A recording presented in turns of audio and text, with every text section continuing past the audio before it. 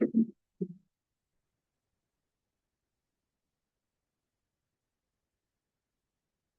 evening, everyone. It is now 7 p.m. Thursday, February 26, 2026, and we would like to call the meeting to order. We are calling the North Fair Oaks Community Center Council meeting to order. Roll call, please. Commencing roll call. Vice Chair Salmon. Councilmember Esser. Here. Councilmember Whitney. Here. Councilmember Daly. Here. Councilmember Parisi. Councilmember Orozco. Councilmember Aponte. Here. And Chair Prado. Present. Just a quick announcement. We do have interpreters joining us this evening. If you would like to listen to this meeting in Spanish, please use the headsets provided in the back table. We will now move to public comment. Does anyone have a public comment on any topic not on the agenda? As a reminder, the council may not discuss or take action on items not on the agenda. Sure. Point of order. Can we have the translator repeat in Spanish that the translation headphones are available? Yes. Manny, can we, thank you.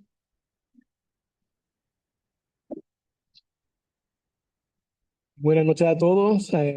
Si quieren o ocupan interpretación en español, pueden agarrar un aparato acá atrás conmigo y voy a interpretar en español simultáneamente. Gracias. Thank you, Manny. So we do have a few speaker slips submitted for public comment. So when I call your name, you may come to the podium.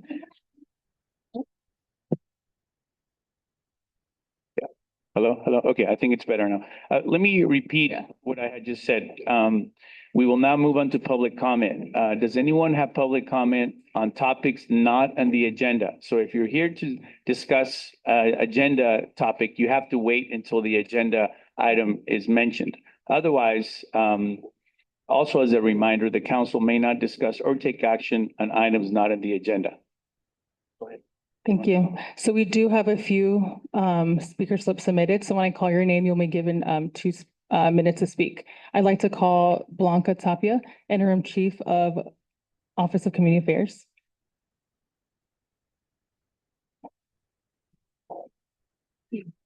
Hi there. Good evening, everyone. Can everybody hear me? Yes. So my name is Blanca Tapia. I'm the interim director with the Office of Community Affairs. And I just wanted to stop by to say hello to everyone, to introduce myself, share a little bit about me.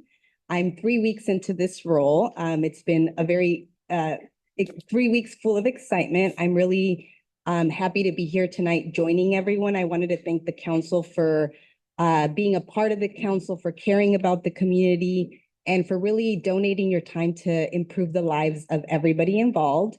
I actually grew up in a neighborhood in East San Jose that is a very similar community to the North Fair Oaks community. We had a lot of the similar concerns, similar issues, and so I can relate in that regard. Kenny is actually going to be giving me a tour of the community, so I'm looking forward to that, to learning more and to contributing and supporting you all as much as I can. To share a little bit about my professional experience, I spent many years working for the District Attorney's Office in San Mateo County and also in Santa Clara County, where my role was to support victims of violent and nonviolent crime. I walked them through the criminal justice process, which is often a very complicated process to navigate, especially as a victim. My job was to inform them, to educate them, to support them, to provide resources. And so working with the community has always been a passion of mine, work that I have a lot of respect for. And so thank you all for being here tonight, for caring about the community. And I hope to be able to contribute and support everyone here tonight. Thank you. Thank you so much and welcome. Are there any council members that would like to say hello? Welcome, and we look forward to working. Thank you, Blanca. I'd like to call Augustine for 2 minutes, followed by Ever. Can you please speak into the mic? Yes. Yeah, yep. Buenas noches. Mi nombre es Agustín Espino y soy miembro de la comunidad de aquí de Redwood City. Vivo aquí a cruzar la calle. Esta noche vengo aquí a platicar con ustedes. Yeah, but está bien, así las frases cortas. Hello, I'm Agustin. I am a community member here, and I'm here to comment on something to you folks. Es un topic que está un poco complicado, pero necesario para nuestra comunidad, nuestros hijos, que es el distrito de Redwood City está actualmente hablando acerca de un partial tax. Eso vamos a, yo tengo mi hija en la Kennedy y el distrito está sufriendo de fondos. Necesita fondos para tener mejores maestros, para que nuestros hijos latinos tengan mejores oportunidades. He estado en conversación con ellos, con el distrito, atiendo las reuniones de ellos. Les hemos dicho que no estoy satisfecho con la calidad de educación que mi hijo está agarrando. So yes, I'm talking on behalf of the community, also the young people, kids in our community regarding the partial tax. My daughter's at Kennedy, and they need more resources for materials and so on. And again, the concern is the partial tax. ¿Cuál es el propósito? Eventualmente vamos a regresar a hablar con ustedes aquí el mes que entra y simplemente quiero darles a saber para ojalá nos apoyen o nos den algunas ideas cómo podemos navegar esto, ya que es muy importante. El distrito recientemente ha agarrado un nuevo superintendente, entonces con eso estamos con la esperanza de que el futuro de nuestros hijos latinos que tienen el color que yo tengo sean igual que los asiáticos y los güeros. Right, because we need to have attention to folks with brown skin, just like Asian folks and white folks. But it is a concern with the district. We're going to be here next month, and we're going to talk about more further about this as well. Muchas gracias. Thank you. Thank you. I'd like to call Ever, followed by Gabriela. Good evening, council members. Great seeing you again. I hope you're all doing great. My name is Ever Rodriguez. I live on 3174 Edison Way. And I'd like to speak about limits, laws, and enforcement in San Mateo County. There are countless examples of nearby cities that look out for their residents in many ways to protect them with limits, laws, and enforcement. Unfortunately, North Fair Oaks is unincorporated, so for us, many times there are no limits, no laws, and definitely not enforcement. Here's an example. When businesses go beyond their parking capacity, the residents are affected by both the traffic and the parking. Nobody enforces capacity, and if you report a parking or traffic problem, nobody comes to resolve it, even though North Fair Oaks has a sheriff's station here. County often argues that there's no funding to fix certain problems. However, quite often, county bends over backwards to provide what some businesses need. Here's an example. A few years ago, county repaid a portion of Edison Way where I live between 5th Avenue and 9th Avenue. These happen almost overnight and outside of the busy schedule that Public Works has.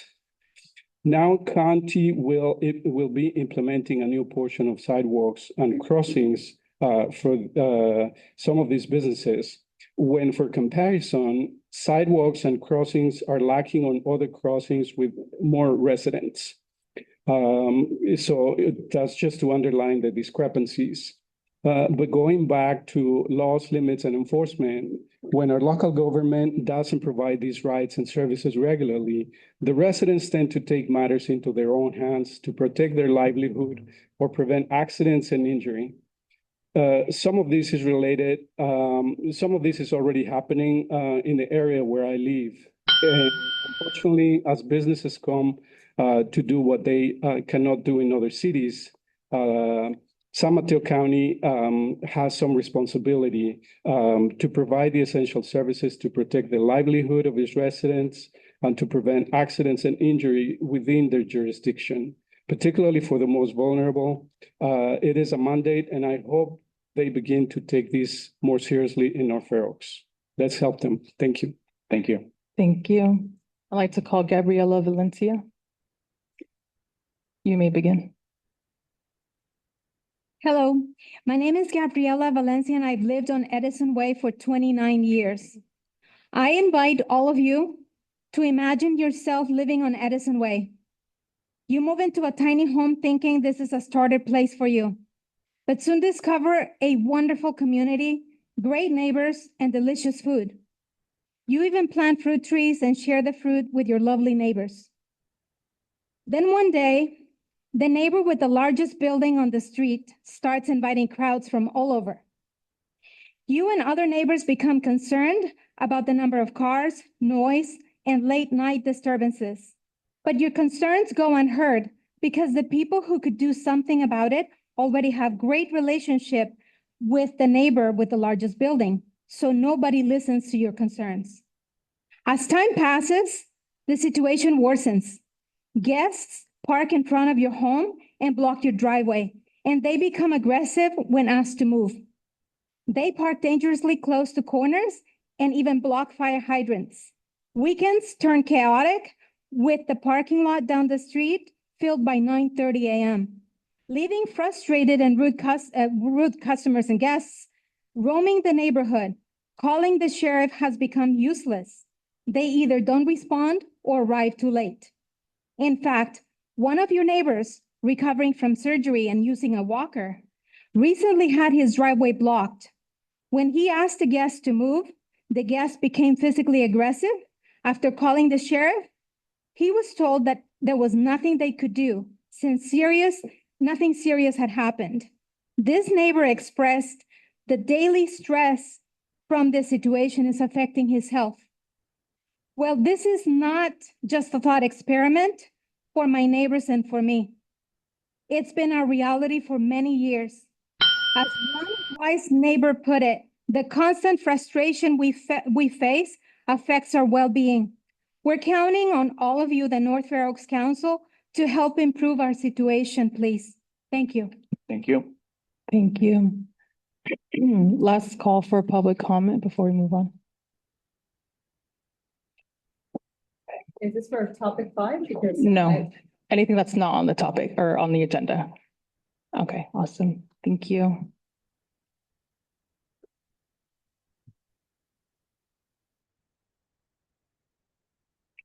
Back to you, Chair. No Okay, public comment. Thank you. Can I get a motion to approve the agenda? So moved. All in favor? Aye. We will now move to our first item on the agenda, which will be selecting the new vice chair and chair. We will open it up for discussion. Are there any comments from council members or nominations? Or you're willing to step back up again, so I'll go ahead and nominate you. Whatever the council decides. Second that motion. I think we need to discuss the vice chair too. Yeah, it's So going to be both. one motion for both. Mhm. So if there's a motion for the chair, then we need a motion for the vice chair as well. I think we could vote on it separately, and like if there's fewer people for the chair and if one wins, they become chair, and then we do another round and let the other person vice chair. I don't know, I've seen the election done all sorts of ways, but It's up to you. it's up to you. Really, you're the chair. So then- Why don't we take one at a time? Since we've done with the chair, we have a nomination and a second on the floor. We can take it from there. Is there anyone else not present that we can nominate in the rest? Just the, no, that's a party foul. Okay. I move to close nominations and the vote. Second. So is this for vice chair and chair or just chair? Chair's chair. Okay, okay. Councilmember Esser, Yes.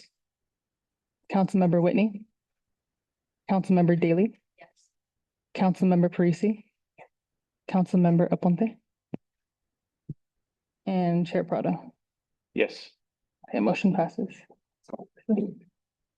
Okay, now I will open it up for discussion or nomination for vice chair? Nominate, distinguished, Kelly Parisi for vice chair. The honorable, I'm sure the honor is that next to you. I'll second that motion. All favor and I actually. All in favor of, Well, Christian is interested. Okay. So, yes. You guys, you guys discuss. I would like to nominate Christian. Yeah, I think we could use the answer. Yeah, I Okay. love this. Let's Okay. do this. Competition, so this is cool.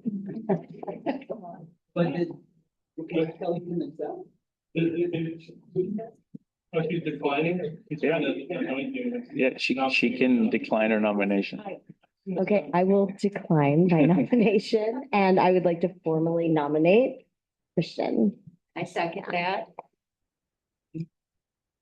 Okay, can we get a vote? All in favor? I'd like to nominate Kathleen Daly. Just we have that election. Thank you. It's all in favor. Actually, but just do all. All in favor for Christian as vice chair? Aye. Aye, unanimous. I have to switch seats. Okay, we will now move on to item 5, presentation from planning and building.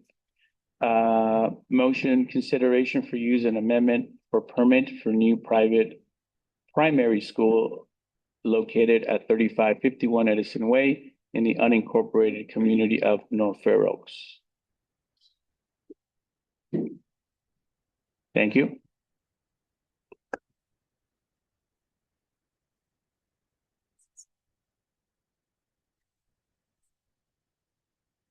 Because that's tiny.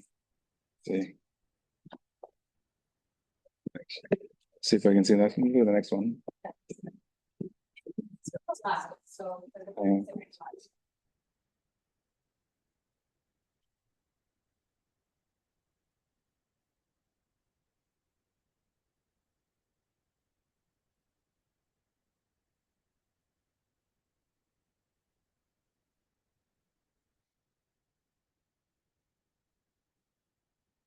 Okay, yeah, good evening. The project in front of you is actually, it's a use permit renewal. So that's one of the elements of this project. The sports house, the indoor recreation facility is renewing their use permit. They are also amending the permit to include a new K-8 primary school called related to the Synapse campus that's across the street there. We're calling it Synapse School Campus number 2, and this is for 140 students. It also includes an outdoor recreation facility. And a new sidewalk that they're implementing for safe travel between the two campuses. This project also includes an amendment to the original use permit, the Synapse Campus number 1, just to align traffic monitoring reporting requirements across both campuses. So that's the complete project. You can go to the next one.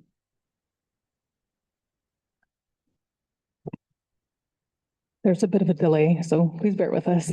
Thank you. So you can see it's located at 3151 Edison Way. Everybody's probably familiar with the location. Go to the next slide. And so there's the existing warehouse, and go to the next slide. And so the project will occupy the eastern portion of the building. You can see there to the right, there were some offices there. There was a sheriff's substation. And then all of that's going to be converted into the new school. And go to the next one. This is not a current picture, right? No, this is just from Google Maps. Okay. Yeah, it's just showing that portion of the building that's going to be converted. So you can see here, this is kind of the floor plan of that area. There's going to be 6 classrooms for 140 students and 15 staff. And you can go to the next one.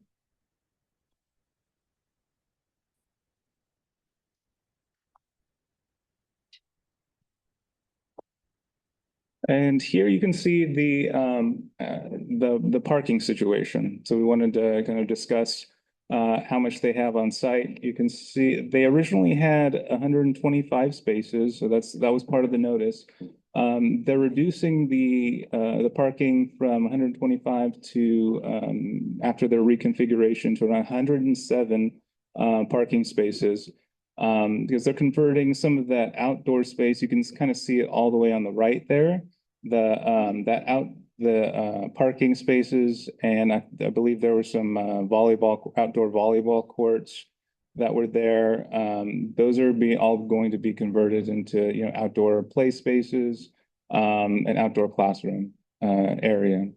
But since we did get some comments from the community, and the applicant has agreed to enter into an agreement with the Synapse Campus #1 across the street, so that they can they can use their parking facilities.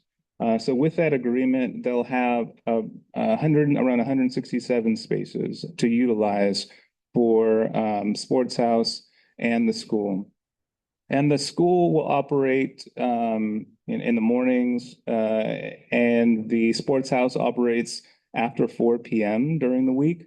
So the hours of operation don't really overlap. So it's good that they can utilize each of the parking spaces that is kind of vacant during those hours. Okay, just for clarification. Yeah. On the diagram here on the right, which are 3 sand volleyball courts now, that used to be existing parking spaces. It did, yes. Okay. So yeah, during COVID, there was an order that was approved to allow utilization of outdoor space because of the restrictions on indoor space during COVID.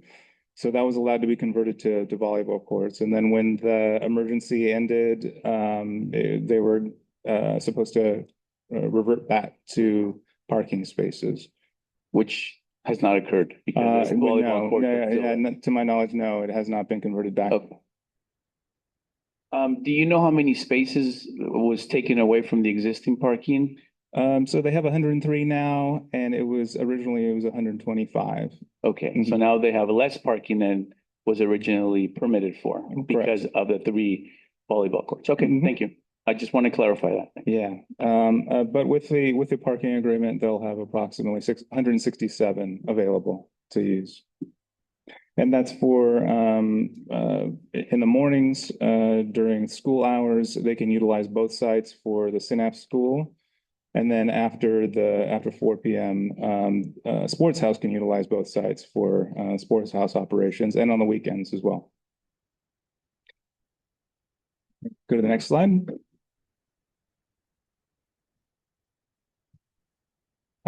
So as part of the project, they'll be introducing a lot more crossings along across Fifth Avenue.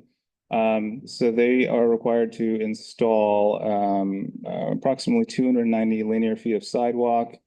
And that is going to kind of coincide with the Department of Public Works project for multiple intersections in this area. They'll be done by the summer. That's their kind of projected timeline. So they'll have improved bulb outs, visibility, striping, things like that to make it more safe to cross. And then it's going to connect with a sidewalk there. That'll create a safe route to the other Synapse campus, so people can walk back and forth. Okay, just for clarification, right in the corner of Fifth Avenue and Edison Way is a largely vacant parking lot for that particular business. Is that parking space not proposed and to be utilized? No, there are no current agreements or anything proposed for that parking lot. Go to the next slide.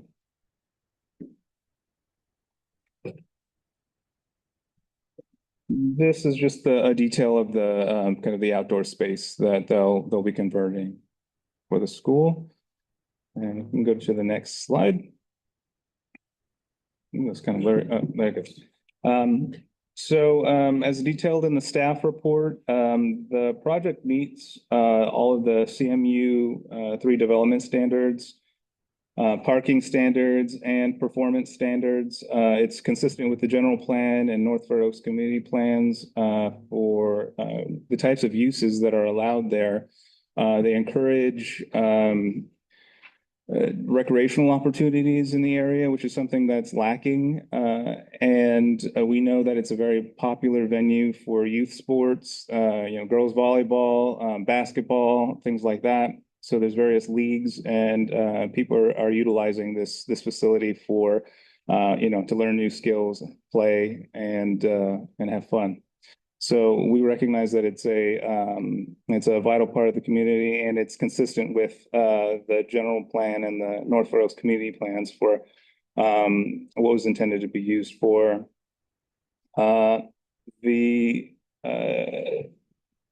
Let's see, we have a breakdown here of the parking. So you can see that the sports house is required to have 72 parking spaces. It's based on how they're utilizing the space, because there are multiple uses on site.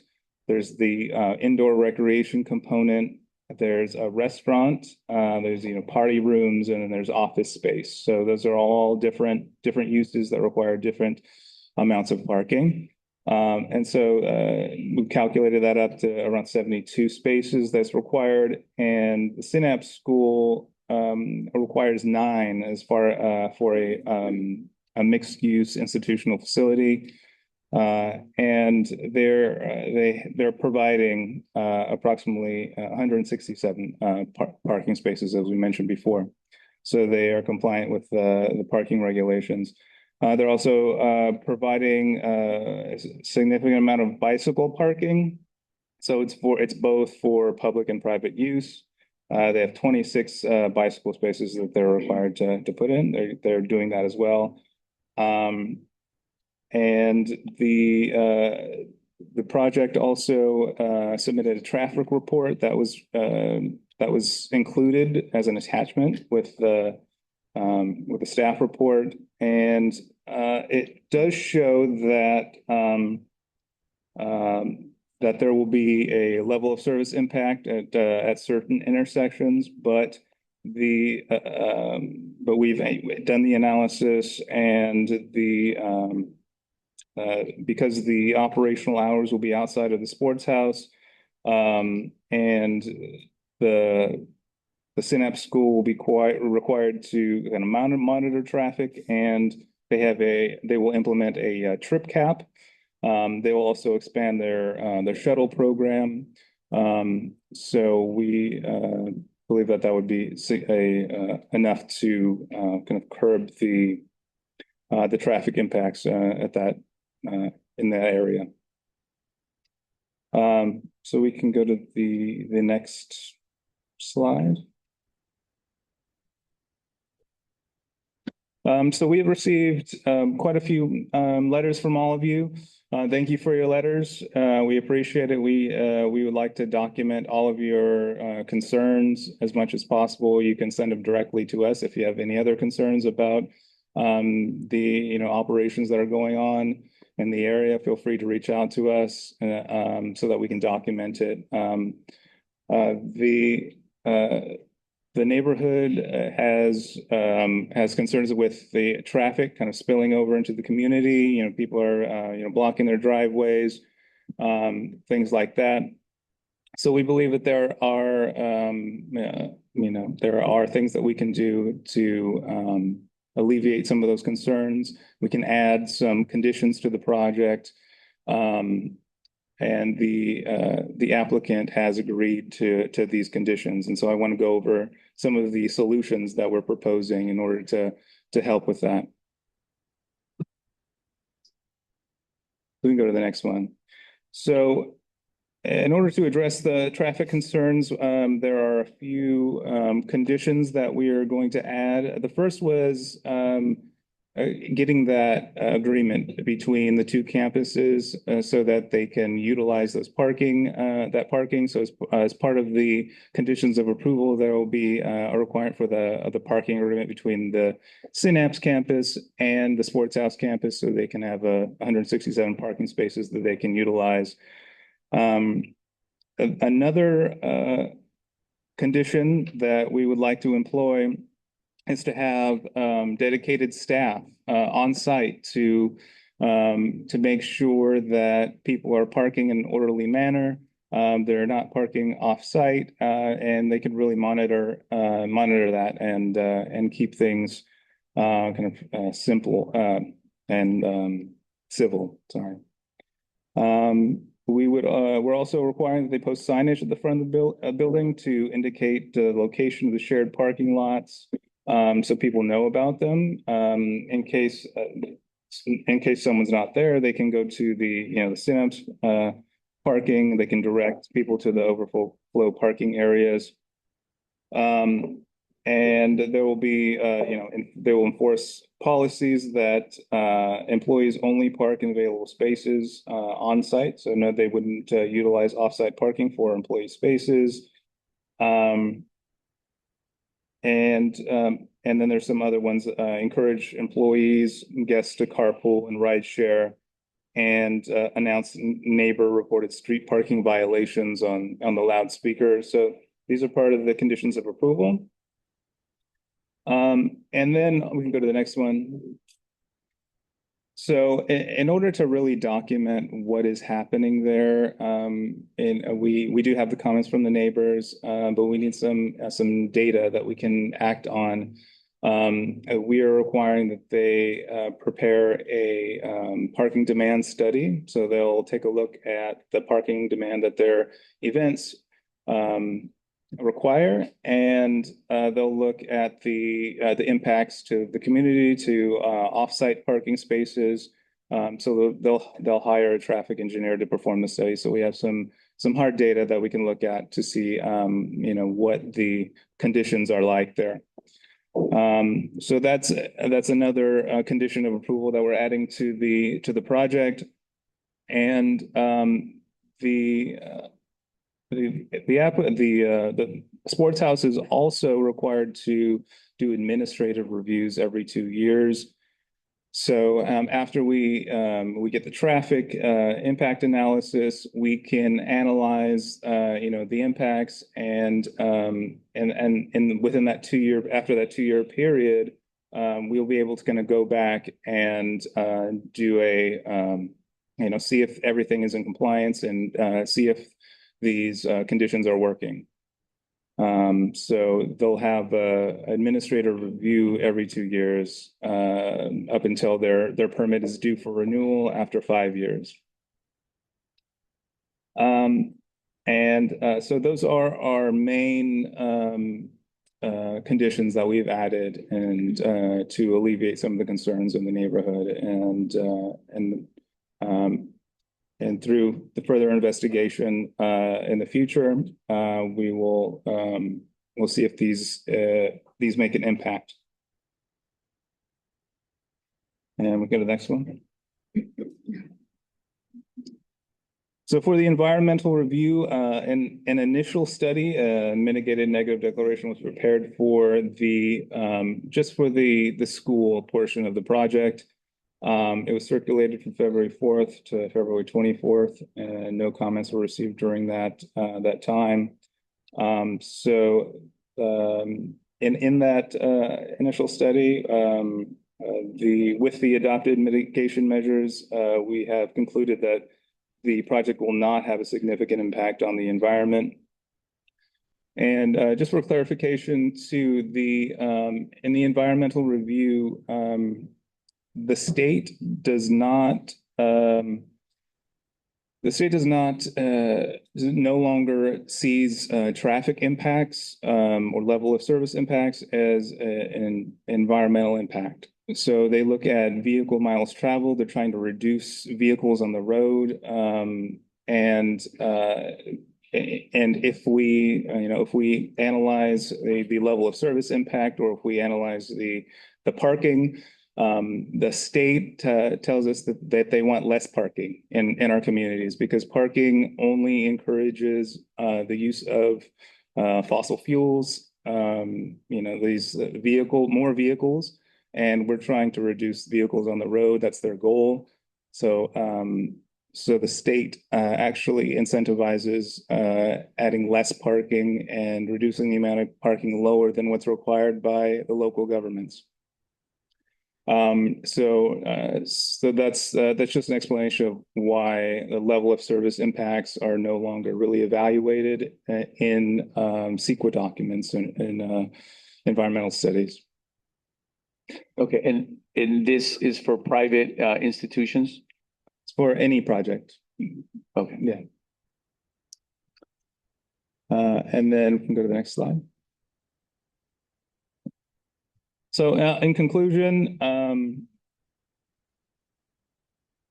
the staff recommends that the North Fair Oaks Community Council provide a recommendation to the zoning hearing officer. So that'll be on March 19th. The project is going to the ZHO.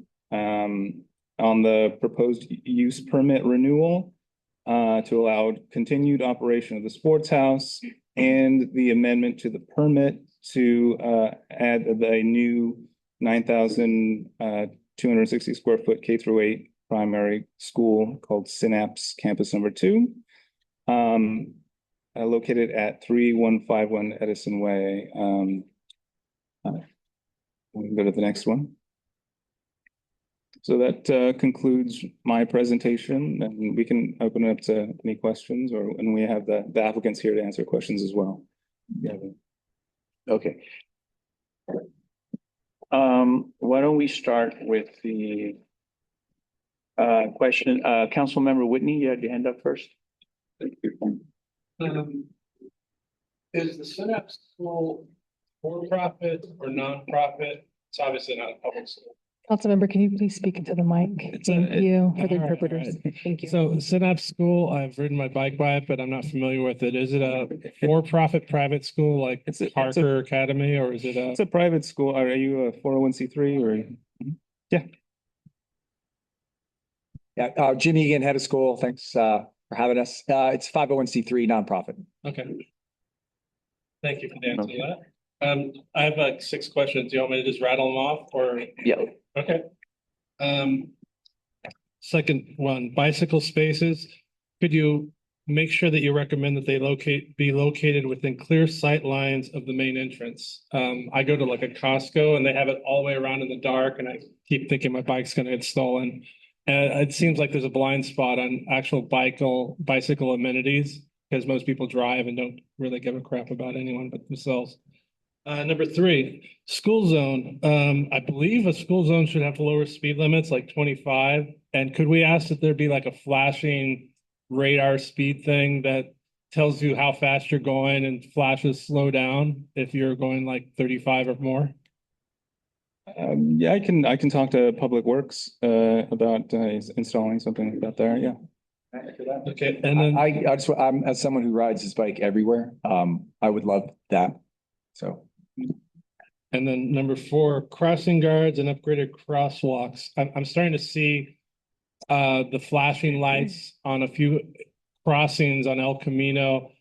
People are actually obeying them, and there's like a learning curve, but I think it's helpful. And so I would not be against an upgraded crosswalk adjacent to this area. 5th Avenue is kind of like a speedway, though, especially later in the day and at night. So there needs to be some enforcement. It can't just all be signage and paint on the ground. And then number 5, is there a shut down public school campus available in North Fair Oaks that could be leased out to consolidate both sites into one campus, perhaps also generating revenue for an impoverished public school district? So you're saying if there is one, or if there is one? I don't know. Is there? Oh, yeah, we're always, interested in looking at sites, but we can talk after if you know I don't place. have. Yeah, we love being in North Fair Oaks. You know, I've been there 13 years, schools there 15 years, but I do know there are some public schools that are due to enrollment shortfalls or closing, but. And the very last item, if people have feelings about the state government, and the rules about parking and all this other stuff, is there like a member of the state assembly and the state senate that people can like write to or call and let them know about their feelings?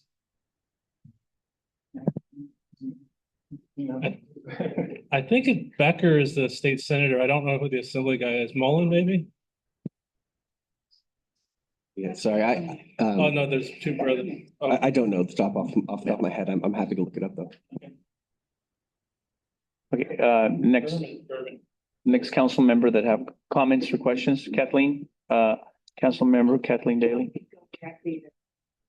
Questions, because I know that's what we're supposed to do. Can you explain the relationship between the sports house and Synapse? It's an interesting combination to take a profit and a school and link the two together. So, and it seems like maybe that's already been established, like you've already been holding some things at the sports house? Yeah, that's a great question. So when I became the head of school in 2013, I developed a relationship with Brian Wood, who owned Sports House, originally the company, and we were leasing out courts and fields for our PE classes. Okay. And then over the years, during the pandemic, their business went down, and there was an opportunity for us to keep that rec center intact rather than having it there. They were looking to lease it out to big tech, Tesla in particular. And so we struck an agreement where we would keep those employed and use it as a recreation center. And we are now the major lease holder. Since that time, Sports House, the company, has been sold to the current operators, and they are subleasing it from us. The current operators are subleasing it from the school? Yeah, we're the lease holder. We're the primary lease holder, and then we have an agreement where we sublease it to Sports House LLC. So who owns it then? The Matea family. Okay, all right. Have there been any benefits promised to any of the neighbors, either business neighbors or residents that will be affected both on Edison, Fair Oaks Avenue? Have any promises been made? Have they been kept? Like what kind of agreements? Have you talked to the business owners along that Edison business strip to understand? So business owners, not that I know of. I mean, what the school has been doing. I mean, I can tell you what the school has been doing. Yeah. Have you reached out to the business owners along the rest of your strip on Edison? How do they feel about more traffic?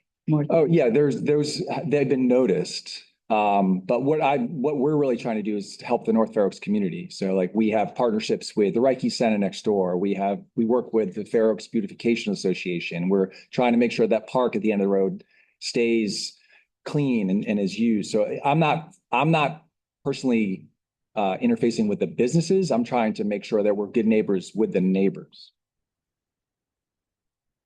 Okay. I don't know if that's helpful. I think we can examine that a little bit further. I guess I'm curious to know what outreach has been done to, I mean, if you're just talking about the notice that goes out within 300 feet, is that the extent of it to both the business community in North Fair Oaks and the residents? And I'm also curious to know if it went out to the residents who are from Fifth Avenue out to Marsh, because the traffic plan includes a left turn lane onto Marsh. That's a huge part. Another part of North Fair Oaks that will be significantly impacted. I'm curious, have they been notified? We noticed to the extent that we were told to notice. Yeah, okay. Yeah. All right. And who pays for the county? Who pays for any of the crosswalks, traffic signals? And is this already on the DPW work plan? Is somebody from DPW here tonight to talk about the fact that they have made these promises? No, I don't believe anyone from the DPW is here. But I have, talked with them extensively about this particular project. So is it on their work plan and in their budget? It is. It's already been allocated. Like I said, the crosswalk improvements will be done this summer. How could that have happened without a permit? How is that possible? The Department of Public Works, they don't need They don't need permits. Oh, we're told we need a lot of permits. I'll save for comments. So the volleyball is going away, is that correct? Yes, so that's gonna be replaced by that outdoor play space and yeah, classroom space. Okay, hours of operation for the sports house. What about parent meetings, assemblies? There's a larger space over there. Will those things affect traffic or what's going on during the days when you do have events? Can the current Synapse campus bring all of those families together, or will those things be moved over to the sports house facility? I'm talking about assemblies, parent meetings, events, sports, those kinds of things. Because that will impact traffic Yeah, in the neighborhood. occasionally there'll be events, right? That we have something called an interactive lab. We have 3 times a year, there are events where parents come on campus. There are parent-teacher conferences. Those are on the main campus, not the 3151, but the 334151. But with an additional 140 students. There are no plans right now to do big events at the sports facility. But you do them, right? The school does. Like in most schools, we have graduation, things like that. But yeah. Okay. Going back, I want to look at something in the traffic plan that you guys did on page 90, which would be I guess that would be the county's final report. You talk about the state not requiring certain things, but on page 90, I go to where it says, under background plus project conditions, the level of service would degrade to unacceptable and intersection traffic volumes. Would degrade to unacceptable and the intersection traffic volumes would satisfy. While not a significant impact under CEQA, it would exceed threshold. So we're just saying that this is okay because CEQA says we don't have to. Yeah, it's that really evaluates what is considered an impact under the Environmental Quality Act. And It's strictly state CEQA. Yeah. It has nothing to do with how the county feels or the neighborhood feels or anything like that. Right, We're it's just to do the environmental impact report or the initial study. That also appears on page 95, the same thing, degrading to unacceptable. Correct, yeah. And So as long as CEQA says that's good enough for the county. yeah, so Report. the Department of Public Works also looked at it. The only solution that they posed in there is to install a traffic light. And that's under the purview of Public Works and DPW, the county is going to pay for that? no, they are not installing a light at this time. So that was the only solution that was posed. And Public Works declined to do that. Let someone else. Okay. Any other comments from other council members? Council member, sir? Okay, council member Aponte. Thank you for the presentation. I had a question for the applicant or Synapse. So one of the last slides, it says you will encourage employees and guests to carpool or use ride share when possible. Does the applicant, the school currently reimburse staff for using carpool or ride share? In certain circumstances, yeah, absolutely. Now, it's too, if a teacher takes it every day, no, but there is a transportation stipend that we give all staff, train passes, things like that. We're trying to maximize as much usage of foot, bike, train, as much as we can. And either or who can answer, why is the shuttle parking or station stop so far from the eastern part of Sport House? So there's 2 shuttle stops. There's one on the main campus, and there's also one on the sports house. Are you saying that sports house one's a little far? On the west of it, not like right where the classrooms are going to be. Yeah, it's You can talk. Safety, back there's a lot more space, so kids can exit out the back. It's not by the front, right? That impact, traffic impact is most at the front of the building, not in the back of the building. It's just safer for kids.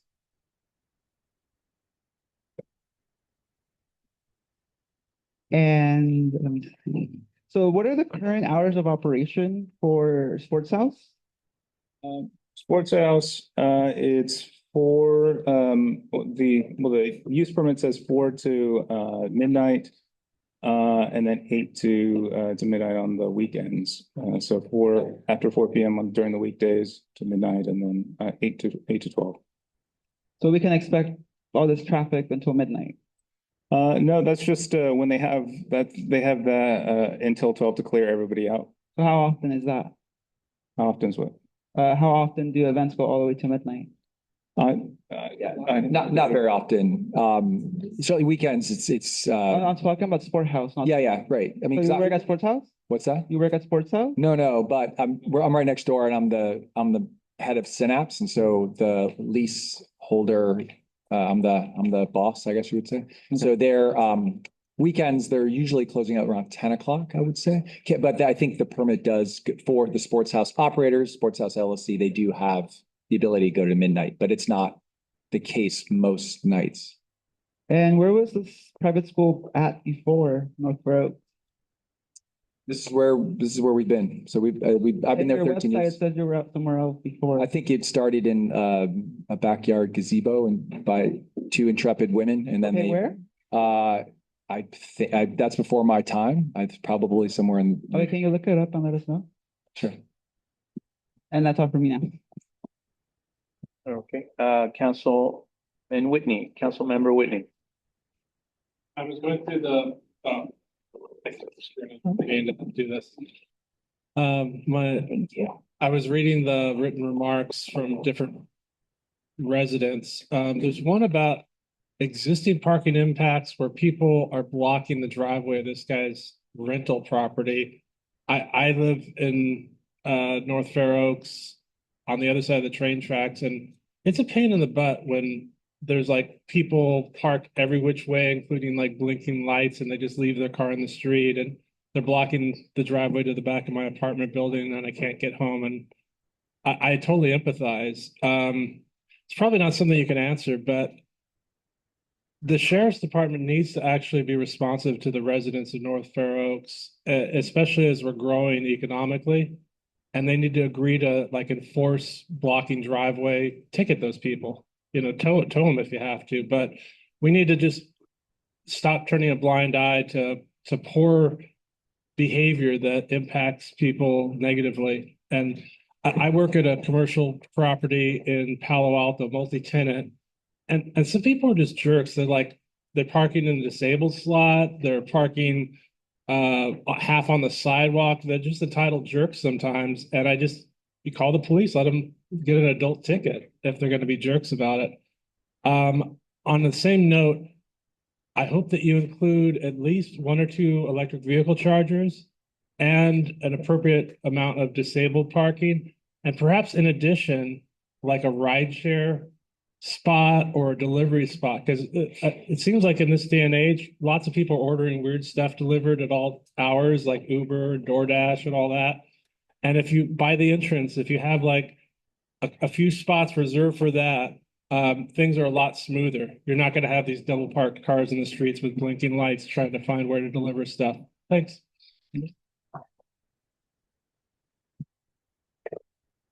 Anyone else? Yeah. Okay, going back to the report again for a second. As this is proposed, we're talking about 140 new students, right? And we're saying that students come from all over the peninsula. Do you have any students that come from North Fair Oaks? Yeah, we do. We probably have parents here tonight that can speak to that. Yeah. We try to have as many as we can local. Due to traffic impacts, like I said, we are thrilled when we have kids from North Fair Oaks that come. Okay. Do you have a tuition program? Do you have scholarships? Yeah, robust financial aid package. When we increase students, we'll have more aid to have more kids from North Fair Oaks. Okay, but we're saying that, and so few students would live close enough to walk or bike to the school. So we are looking at 134 new trips, I think is what your report says. In the morning, and I think a little bit less in the afternoon, but we should expect 134 more cars coming in and out based on your calculations, correct? Yeah, that was based on the traffic analysis. They took the traffic from the existing Synapse school and they provide estimates on that, yeah. So those of us that live nearby, we should expect 134 more cars in the morning. Is that correct? That's correct. Okay. And another 94 in the afternoon? And Something yeah, like that? and yeah, for pickup times. Okay, Mhm. thank you. Okay, other comments from other council members? Council Member Parisi. Yeah, I'm just really interested from a county perspective, given the significant already issues that are well documented from neighbors and the folks that we see here in this room. This is probably the most populated meeting that we've ever had of community members. What is this new proposal conditional and proportional in terms of infrastructure for adding 155, 140 students, 15 staff, to these two facilities? Yeah, like I said, because the businesses won't overlap. They have different operating hours. They can both utilize these, the large overflow parking lots. I guess my question is, we already know that it's problematic now. Like current Synapse school pickup and drop off, anyone who lives on that side of Edison for Synapse building number 1, it is highly problematic in the mornings and evenings. Right. Sports House is problematic in its own right for their lack of parking and the double parking that exists all over Edison in front of Synapse building number 1, as well as Sports House. So I'm trying to understand how the two buildings that already have traffic issues and parking issues, when you add 155 more people, 134 cars in the morning, 90 plus in the afternoon, how this is in real terms going to actually work with these mitigation solutions. I'm confused by that. So they're required to, so like I said, they have a trip cap, so they can't exceed that. They have enrollment cap, they can't exceed that. They have to do monitoring biannually. So the Synapse number 1 school, they actually have renewal next year. So they have to renew their use permit, and at that time we review all of the reports that have been submitted from the traffic counts, the different impacts, and then we analyze that, and then we will decide if the current operation is sufficient and the current mitigation measures are sufficient to continue operating, or if they're not, the planning commission can decide to if they fail to comply with certain conditions, they can reduce the number of students. They can impose other conditions as they think would improve the situation there. So that's something that it's continually being monitored to ensure that that there are no significant impacts to the community. And if there are, we can evaluate that during their renewal. And it's the same thing with the Sports House. Like I said, they have, this is also renewal. So this is the time when we can evaluate what their impacts will be. Unfortunately, we didn't have any conditions that they were not required to do any kind of traffic analysis. So in order for us to take action and do something that's meaningful, we have to know what the current situation is. We have to have data to act on. And that's why we believe that this is kind of just the first step in collecting that and seeing what what additional mitigations would be beneficial. But that's why we've added these conditions to this renewal, so that we can gather that So information. just to clarify, to make sure I understood something that you said, there was not a traffic study done of the current conditions at Sport House and Synapse Building Number 1. No, they did I believe they did a traffic impact analysis back in 2011 when it was first it was first established. But they were not required to do anything else as part of their conditions. Aside from the administrative review and the renewal, which is designed to capture any impacts to the community so that we can reevaluate it. So aside from that, they were not required to do that, but we've added that to this renewal so that we can gather more data. Thank you. I have a question. Even though not on a daily basis, but there will be significant overlap in times. This idea that the sports house is gonna operate when the school is not operating, it might not be on a daily basis, but we've just discussed that there will be regularly events throughout the school year, where there will be significant overlap, where the sports house will work and the school will have functions. Yeah, I understand the question. There isn't an overlap, like the school at 4 o'clock, sports house can't operate before 4 o'clock. If we have an event, say there is a big event where we want to use that facility, the sports house facility, part of the agreement is that we have the right to have that event, and the sports house does not have volleyball, soccer, what have you that evening. So that's a few times a year that happens, but there is no overlapping of sports house operating its program while the school is running. And there's no currently overlap between Synapse School 1 and Sport House at the same time? You don't have events concurrently? Not in that facility, no. Not in that facility? Yeah, there could be an evening event with an art teacher for 30 kids on the main campus, but not at sports. And what percentage of your student population is from North Fair Oaks? Do you have those numbers? I don't have the percentage, but it's growing, and it's, like I said, we would love to have all our kids from there. Okay. What is your regular tuition, just so the community knows? Like I said, we have a sliding rate, but if you're paying the full, it's anywhere between $45,000 to $52,000. Okay. We'll add 40% of the students are on financially. Okay, council members, any other questions or concerns? Council member Esser. I have a process question. A process question with regard to next steps in this. The zoning hearing officer meeting is on the 19th of March, is that correct? That's correct.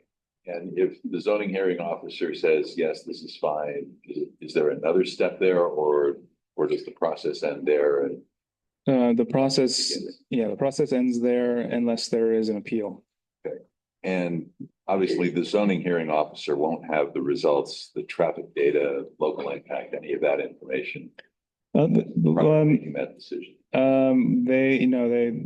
The study is going to take at least 6 months to prepare. Yeah, after it's approved, and we, in order to get an idea of what the actual operational impacts are, they have to do what they're doing. Continue to operate.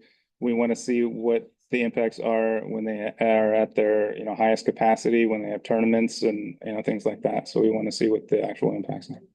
So the project gets approved, and then we figure out what the impact is going to be to the.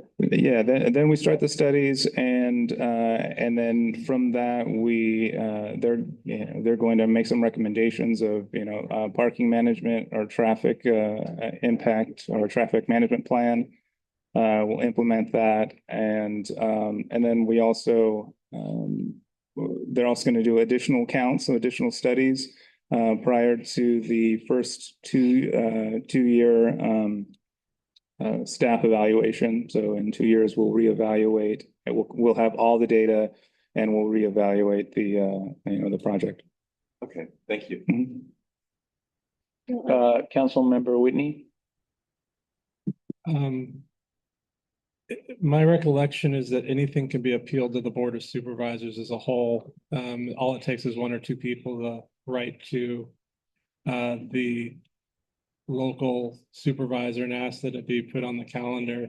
And then if one or two people show up, they'll take it off the consent calendar and they'll discuss it or at least hear feedback. That's kind of how like our representative democracy works. It's good to exercise your voice. Unfortunately, they meet during like business hours during the weekdays, but it's actually kind of fun to go to if you get a chance.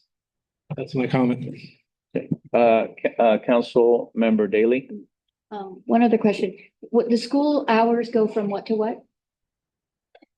Drop off, starts at? 8 o'clock, the drop off starts, school ends and the pickup's 3:30 to 3:45. And then we have aftercare, which runs until 6 o'clock. And then the sports house opens up, right? Sports house opens up.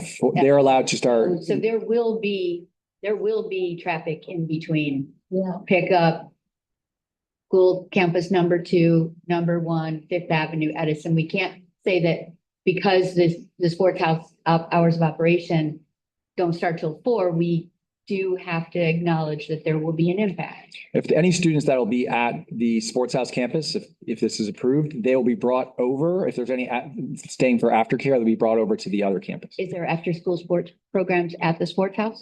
For Synapse? Yes. Yeah, they end at 4. They end at 4. Any games? Yeah, games are scheduled till 4. Any other questions or comments? Council Member Aponte. Thank you. So I did a quick Google search. I guess the private school started in Palo Alto, by California Avenue. And I'm guessing, like you were saying, it started like as a small bungalow. So I guess it outgrew and that's why it came over to North Fair Oaks. I guess my comment there would be maybe it's time to look somewhere else than North Fair Oaks. So then a question, who monitors the trip cap? So the consultants that are hired, the traffic consultants monitor those, yeah. What's the name of the consultant? Is it Gary? Hexagon, yeah, Hexagon Transportation Consultants, yeah. So in the staff report, it mentioned that an administrative review that has not been conducted. Has it been conducted since? The administrative review, so in the staff report, are you talking about for the sports house? Yeah, that was scheduled for 2020. Yeah, so because of COVID, they weren't under normal operating conditions. They did not do that administrative review. It's been 6 years since COVID. Why hasn't it been done yet? Yeah, so that's a good question. I assume that staff directed them to just do their the renewal because their renewal was due soon, and because of COVID happened and all those years have passed, and the renewal was coming up. They were probably instructed just to renew the permit and do everything that they would normally do then. Okay, so for staff, I guess, maybe we should conduct the administrative review before bringing this to the council or the recommendation, but anyways. Has the private school ever expelled students or reduced enrollment? No, we've never reduced enrollment. So is that a realistic and enforceable penalty? What is that? The expelling or reducing enrollment? We have no plans to expel students. But if it's one of the conditions. To expel students? If you guys go over the trip cap. We'll adhere to whatever conditions are. So they're realistic and enforceable. I'm not sure I follow, but whatever the county and whatever is recommended, we will follow whatever conditions are put on us. So for staff, how can we have that as a condition if the school's not? Well, so what, it's part of a longer process. So we have to collect, data on how they're not complying with the conditions of approval. We have to, physically document that. And if they're consistently not following the conditions of approval, they're consistently going over those trip caps. And we have enough information to go off of, we can, take it back to the planning commission to come up with, some solutions. If we exhaust all of our solutions, nothing works, then as a last resort, the planning commission or the board of supervisors can say that you need to reduce your the amount of students. As a last resort, they can do that. They have the power to do that. Yes, because their use permit says how many students can attend each school. Thank you. I guess my last comment on that point. There's a similar situation to this in Palo Alto. The private school over there, what's it called again? It's called Castellea. Castellea, and their neighborhood there, so it's an up and uproar because, the school hasn't been a very good neighbor. In this case, it's the same, this private school has not been a good neighbor in all the years that it's been at North Fair Oaks. So Palo Alto, the city council, they have much bigger voice than, the North Fair Oaks Council, city community council. We only can make a recommendation. So if anything, this just feels like you guys are wanting the rubber stamp to tell the planning or the hearing? To tell the hearing, we got the community vote and it's okay to go. But right now, I hope you guys are feeling that, this is not okay. Thank you. Councilmember Whitney. Yeah, I'm really familiar with Castellea, because I don't know, I did urban planning at San Jose State and I studied all of that stuff. They've actually been a pretty good neighbor. It's just, there's tension between people that spend a lot of money on homes that they could barely afford, and they feel like the street parking is exclusively theirs, and it turns out you cannot reserve street parking just because you own the house next to it. There's some complicated issues about feelings and thoughts. I just want to add a comment that the supervisor that represents this on the Board of Supervisors is Lisa Gaucher. Anyone, whether they agree or disagree or has feelings, you're encouraged to reach out to their staff and let them know how you feel, because she's your direct elected representative and deals with county matters. That's all I have. Okay. Council Member Esser. One more thing before we go on to public comment. I've read some of the comments that have been submitted by the public, and it's my interpretation, for example, that that the parking sufficiency issue has been to some extent addressed by allowing the use of parking at Synapse One by the sports house people, that sort of thing. And I also get the sense that the formal outreach and the community engagement that they're asking from Synapse will be done as part of the analysis and part of the conditions that that planning is imposing on this. If that's not correct, I'd like people in the public to point out where my understanding. Working? I don't. Yeah, bring it closer. Just bring it close, yeah, to your mouth. Thank you, Brooks. If I'm not correct in my assumptions, please bring those up under the public comment. That's all. Okay. If there are no other council members, my concern is that the sports house, their parking, they have not kept up to their bargain since the sport house has been a sport house. When they were permitted, they were allowed to use the parking that they had inside and go by any evening, and there's plenty of residential parking to the sport house. So they've already outgrew the parking space that they had. And it's very clear that they're not keeping up to their side of the bargain. From what I can personally see, I live in the neighborhood, I'm 2 blocks away. And I also understand this is a valued recreational facility. I played soccer there myself in the evenings. This is not anything against the sport house. We need more recreation in our community. But we also need to understand this is a residential area. And with the years and the growth, we need to take all that into consideration. Before we continue with further comment, we have many speaker cards, and we want to be respectful of everyone's opinion. We want everyone's voice to be heard. So we're going to now move on to the speaker cards. And so because we have quite a few speaker slips submitted, we will be starting with the in-person public comment, and then we'll go over to Zoom public comment because we have a few hands raised as well. So when I call your name, please speak into the mic and you'll be given 2 minutes for your public comment.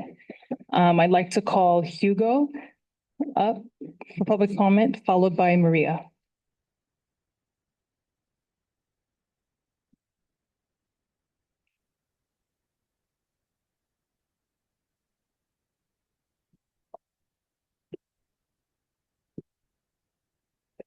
Hi, good evening. My name is Hugo Morales. Thank you for your time.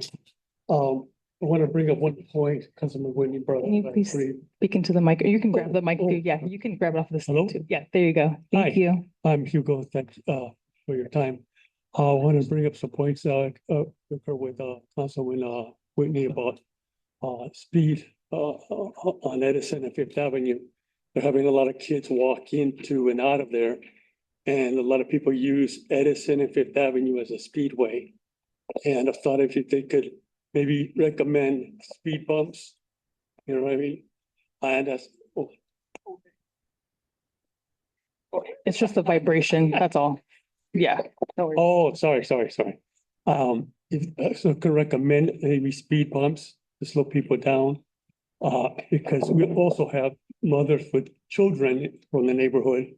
They're walking down, 4th, 5th, 3rd, and then Edison 5th. And you get these kids that go to, let's say, the clubhouse in the evening, they come out of the game and they start using the Edison as a speedway. As for parking, it's always been a mess.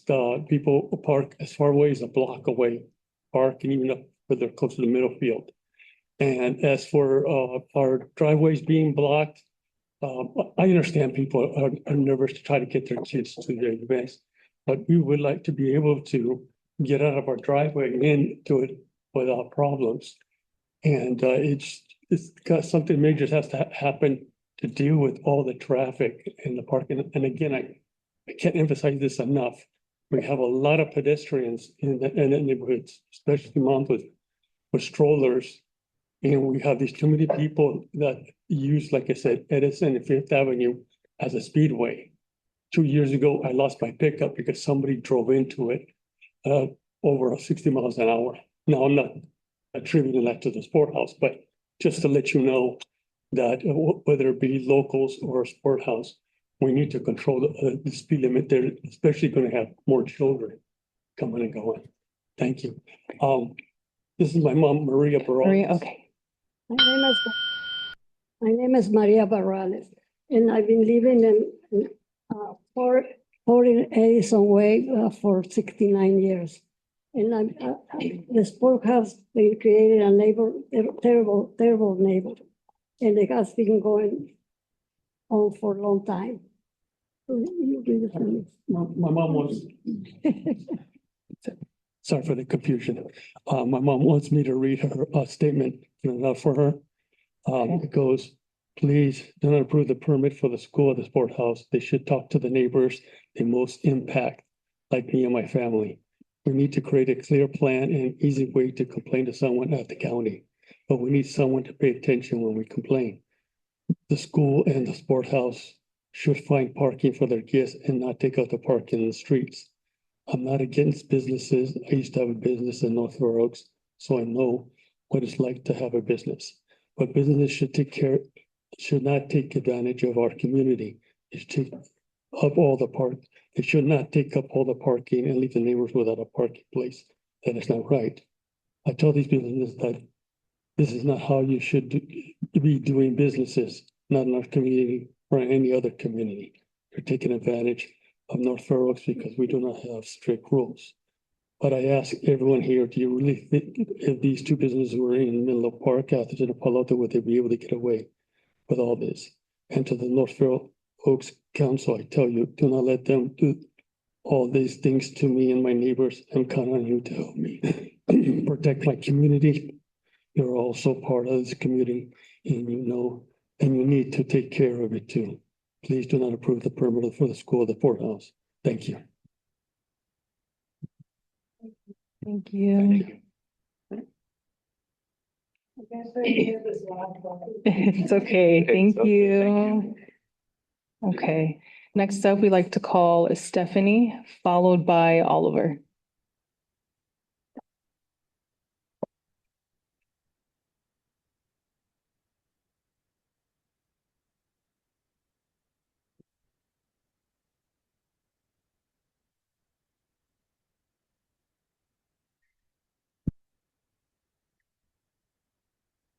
This community is aware of the fact that we are different because we reside in an unincorporated area of Redwood City. That means no sidewalks on some streets, RVs and commercial trucks parking here for days, lax policing, and we are viewed as a dumping ground for an old mattress and trash. But our community is no different than what there is in Redwood City proper. We have hardworking people that want to protect their safety and sanity. I was born and raised in my grandmother's house across the street from what is now Sports House, which used to be a beer distribution center. And after school, my grandmother and I would walk to the taco truck around the corner, and I remembered the peacefulness on Edison Way. Now it's chaos. You have parents circling for parking. You get the occasional aggressive parent or relative idling at the end of our driveways, teenagers that just got their driver's license racing down the streets, and people not respecting the no Sports House parking signs. On top of that, we have a school of 130 students that want your approval to operate inside of Sports House. This neighborhood cannot take any more humans or cars. The thought of cars waiting in line for daily pickup and drop off will add congestion to an already congested street and put students and pedestrians at risk of a vehicle accident. You know, we will have the parent that will park a block or two away to avoid the student pickup line, and that student will have to walk on the street since some of our side streets do not have a sidewalk. It's not safe. My cousins walk these streets without sidewalks, which I'm thinking is safer because they are more visible walking on the street instead of walking the sidewalks lined up with RVs or vans that they cannot be seen and someone can easily lure them in. Please conduct social impact assessments and community impact assessments now to truly understand what we are enduring day to day. Please do not base your decision on just that single traffic report. Thank you. Yeah, Oliver. Good evening. My name is Oliver. I have a 18-month-old child, so I'm very familiar with Hugo's comments around, walking around the neighborhood with the stroller. I also have a 7-year-old child who is at Synapse School. And so I understand the concerns of the community. I also appreciate being able to access the sports facility and be able to build community around that. But I wanted to provide a little bit of perspective around the school. And that is all of the staff are active when we do drop off and pick up. There are about 10 or 12 teachers that go and direct traffic every single morning to make sure that everybody's entering and leaving the school appropriately. We get emails all the time telling us to be, really conscientious about making sure that we're not blocking access to the community. This is a number one topic that's reminded in every single, parent, teacher, and school meeting.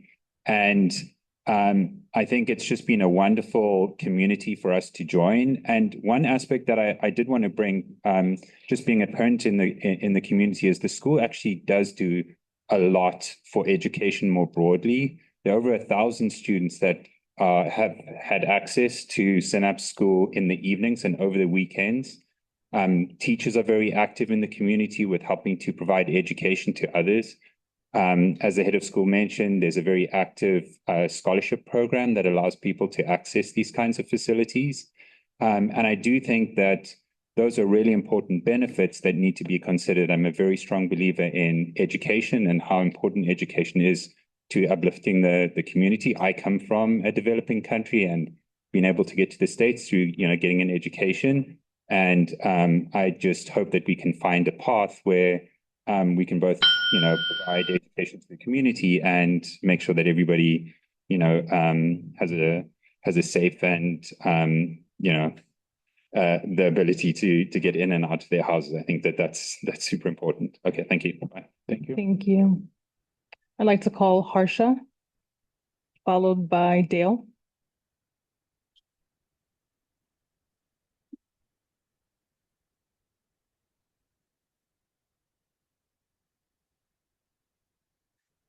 Hi, good evening.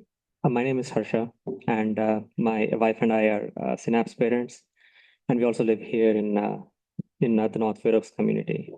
So I'm speaking to you tonight as both a parent and a neighbor. About the school, I think I echo some of the concepts that Oliver has mentioned. Synapse has been an incredible and positive part of our daughter's growth and our family's life. And because we live nearby, I see arrival and dismissal firsthand. The staff, including leadership, is consistently outside. They're always trying to manage traffic and keep the cars moving. And again, it is the number one thing that is constantly reminded to us about the school's expectations with traffic. So again, Synapse does not ignore its footprint in the neighborhood, and it is trying to actively manage it. And is actively working on the parking solutions. And again, I do want to echo some of the comments around Synapse trying to be a constructive, community-minded presence in the community. And there are several programs that the school has participated in with the North Fair Oaks Beautification Association, for example, as well as the 1,000+ Peninsula Bridge students that have had access to the facilities. So again, just to be mindful of time, as someone who lives here and sees this day to day, I ask that you also consider these factors in your decisions. Thank you. Thank you. Thank you. Dale? Chairman Prado, council members, county staff. It's great that the school has been successful and wants to expand. Everybody likes to see education succeed, and glad to hear that North Fair Oaks residents are actually students. But I echo the concerns of many people, including members of the council, that historically the sports house in particular has not complied with their use permit, and enforcement's been pretty weak. And this increase of that many trips per day is concerning.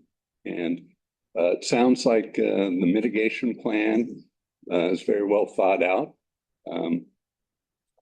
But I have concerns about the enforcement should it go forward.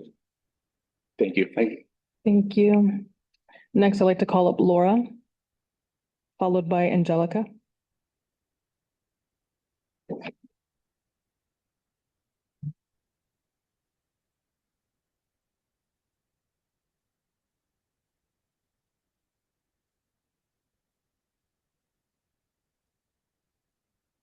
Good evening, North Fair Oaks Council and staff and being in the community. My name is Laura Kaplan, and I am a neighbor of Synapse. I'm also speaking on behalf of FOBA as the president of FOBA, the Fair Oaks Beautification Association that maintains the North Fair Oaks Community Playground and 2 small neighborhood parks. Our parks are entirely volunteer managed. We receive no support currently from the county. And building strong relationships with neighborhood institutions has always been a priority for us. Our Synapse parents volunteered at our fall community event last year, and we much appreciated their participation with an activity table for the kids, for example. And over time, we've had conversations about neighborhood engagement and collaboration. And in recent discussions, we've worked toward creating a consistent and sustainable partnership going forward. I am pleased to say that Synapse has committed to establishing a more structured ongoing relationship with FOBA including regular communication and a consistent volunteer presence. For us, that kind of continuity and participation really matters. It moves community engagement from occasional to ongoing involvement. And we, as an all-volunteer organization, trying to keep our parks going, value that. And we, for anyone else who's in the community, I'm just kind of putting that out there as well. I understand that there are concerns being raised tonight regarding traffic and parking and safety. And I trust this council, of which I am a proud former member. I don't know many of you these days. I was on the North Fair Oaks Council for 12 years. And I trust this council along with ultimately the Board of Supervisors to carefully evaluate these operational issues. From FOBA's perspective, I'd like to say we welcome the opportunity to build a stronger, accountable partnership with Synapse and to continue working collaboratively for the benefit of the neighborhood. Thank you very much. Thank you. Angelica?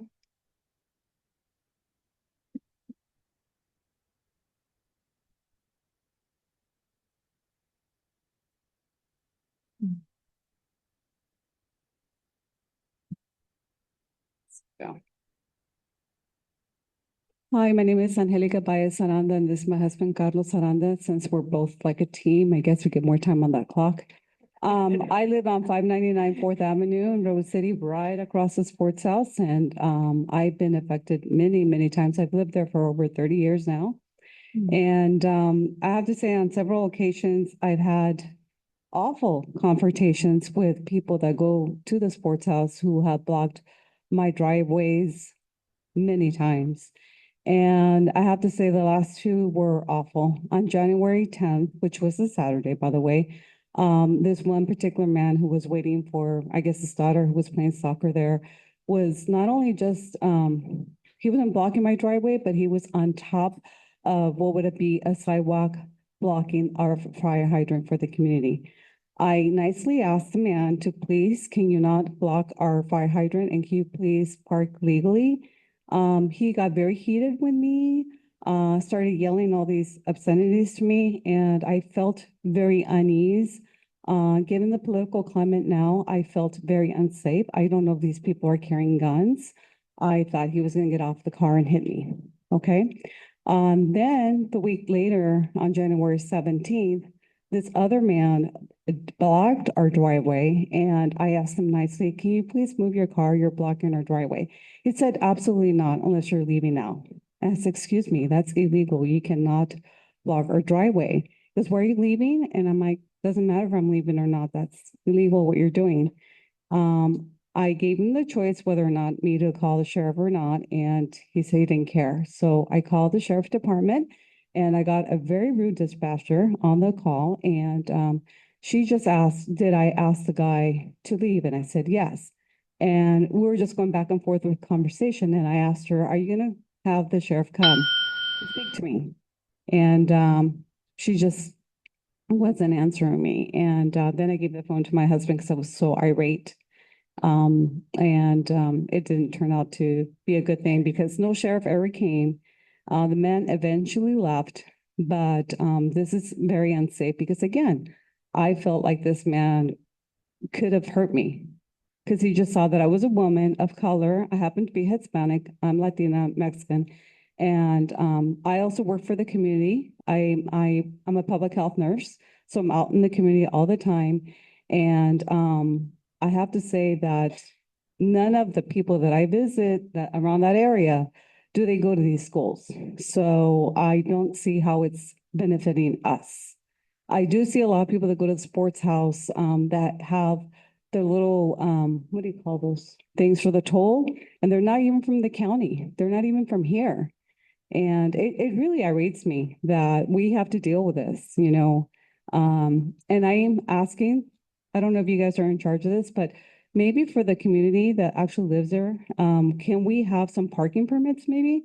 So therefore we can avoid people from the sports house coming and gobbling up all our parking and blocking our driveways, blocking our fire hydrants. And I don't know if there's any sheriffs here, but I hope they are because they really need to pay attention to when people do call, to take our call seriously, because I honestly thought my life was in danger that day. And again, given the political climate, we have to take this very seriously because one day you guys are gonna have a problem and there's gonna be lawsuits. Honey, would you like to say anything else? My name is Carlos Aranda. One of the concerns also about people not listening, people parking in driveways. I've asked like twice people to move. They move. Probably like I got a big truck, so I get out of the way. And two neighbors come to me to ask me when cars picked up because there've been like two hit and runs there.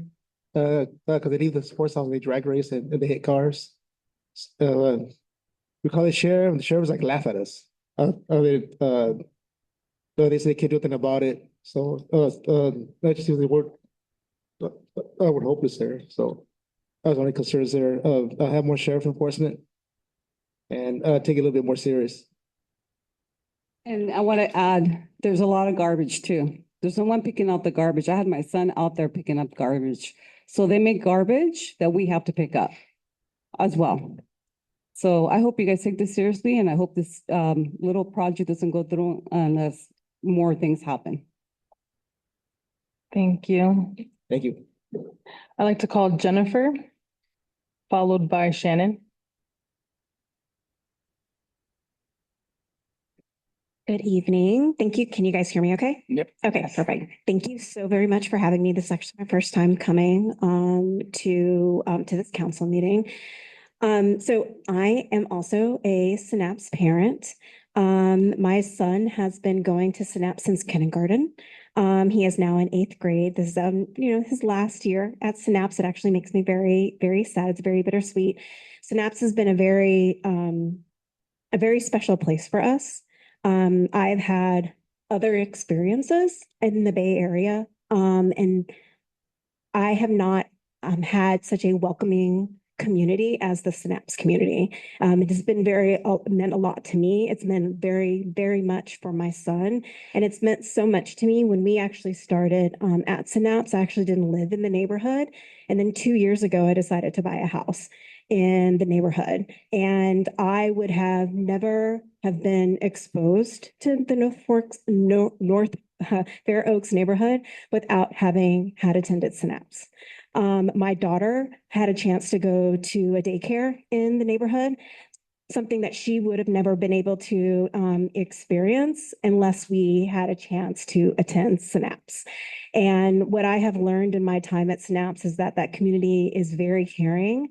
And as mentioned by other parents, that the amount of, coaching stuff, and especially being like good citizens and good neighbors, especially when we're coming and dropping off our parents, it is something that has been consistent in the 9 years that we have been at Synapse. And it's something that they take very seriously. It is in every single newsletter. It is in every single reminder. It is something that has been there all the time. And if I didn't have that care when I was coming in and dropping off my kid, I would have never bought a house in North Fair Oaks. And so it's something that I believe in the community, and that I hope you can see the value that this school brings to the neighborhood. Thank you. Thank you. Thank you. I'd like to call Shannon. Thank you. Hello, good evening, everybody. My name's Shannon Shaper. I live in North Fair Oaks. I've lived in the neighborhood for 14 years. And I also have had 2 kids go to Synapse, and one is there now. So have had a view into all sides of the conversation going tonight. And I'm really grateful so we have so much representation from neighbors here, and that we're hearing from everybody tonight. It's really good. It was great to hear that it's a large group. And I think that's the right thing. That's what we want to hear is what's top of mind for all of our neighbors. I also want and share concerns about safety on the roads. about making sure that the neighborhood is as welcoming as it can be. And my point of view is that the mitigation plans and the safety plans will help make it safer for our community and for our kids and for all of us to operate around the neighborhood. So I'm looking forward to that. In part, you've heard from several parents about how much effort goes into making sure that things run smoothly at Synapse. And my point of view is that it will be helpful to extend that dedication to making sure that processes and people run smoothly with the expansion into running things across the street at Sports House as well. So I've felt comforted to see the mitigation plans in terms of parking, and I'm glad to see that there's lots of community involvement. I want to make sure that that continues as well. So I was glad to hear that there will be a continuing process, and I would encourage neighbors to come forward with productive solutions to this. In particular, one thing I'm taking away is that we need more support from the sheriff's department to make sure that parking is enforced and that all of us are kept safe. And love to learn more about how we can all support that. Thanks. Thank you. Thank you. I'd like to call Gabriella, followed by Zach.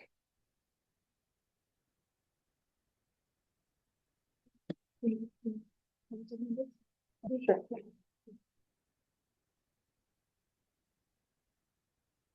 Hello again.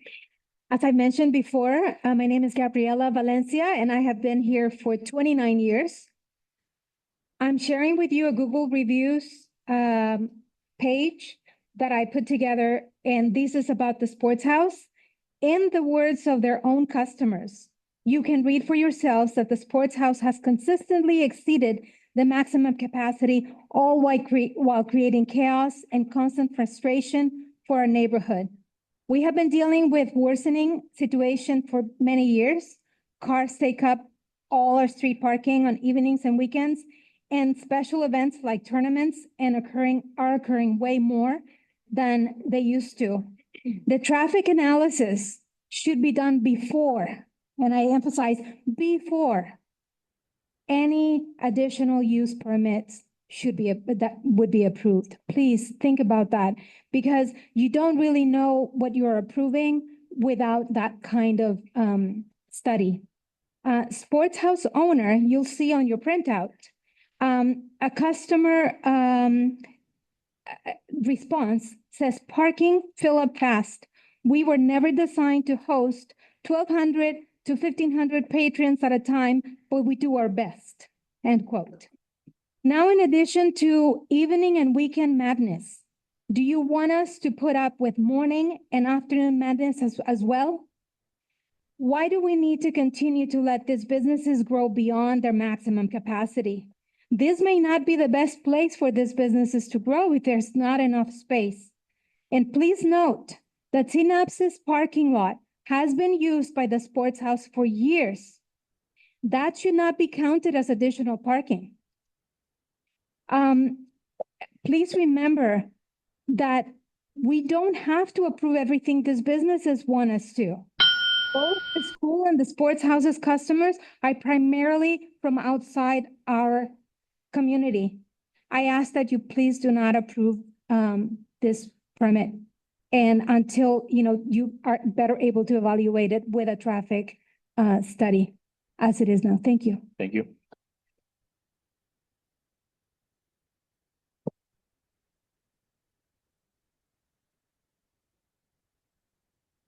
You can hold it too, if that works. Okay. Thanks. Thank you for the opportunity to speak. My name is Zach Zelzinski. I live here in North Fair Oaks, and I am a parent of 2 children at Synapse. And this year, my wife also started as a teacher there. I'm here as a neighbor and also as someone who has experienced this area every day. Most mornings, I walk my kids and wife to school with our Basset Hound. We use the same streets and intersections as everyone else in the neighborhood, so I'm very aware of how this school impacts daily life in North Fair Oaks. From what I see consistently, Synapse takes being a good neighbor very seriously. School leadership, including Jim, the head of school, are out there every day during pickup and drop off, managing traffic, keeping cars moving, and making sure the streets and driveways stay clear. The effort is visible and ongoing. I want to address the parking concerns directly. In my lived experience, the most significant congestion in this area is driven by sports house activity during non-school hours. The school traffic pattern is predictable, managed, and it's already in place. This proposal does not expand sports house or compound school traffic. It repurposes the existing space inside the building that is already being used, including space previously occupied by the Sheriff's Activity League, which has historically involved vehicles coming and going as well. One of the most important benefits that I want to call out on this proposal is the new pedestrian walkway connecting the two campuses across Fifth Avenue. Today, the intersection is unsafe, it lacks a crosswalk, and improving pedestrian access and safety for students, staff, and neighbors, and anyone who walks through that area should be a priority. Synapse has also shown up in this community over the years through partnerships and projects, some of which have been described here tonight, and opening its facilities to local programs. That really matters to us. I'm invested in this neighborhood long-term, and based on what I see daily, this proposal improves safety, uses existing space responsibly, and does not meaningfully worsen traffic conditions. Thank you for your time and consideration. Thank you. Thank you. I'd like to call Josie, followed by Elizabeth.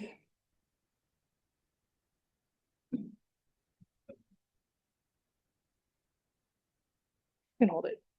Or Good evening, everyone. My name is Josie. Well, I grew up in a very different political system, so I'm very excited being here because this hearing is actually my very first democratic experience. It's really cool hearing all your perspectives. I'm both a resident and a mother of a Synapse student. So here today, I feel very important. It's very important for me to share our family's perspective on this topic.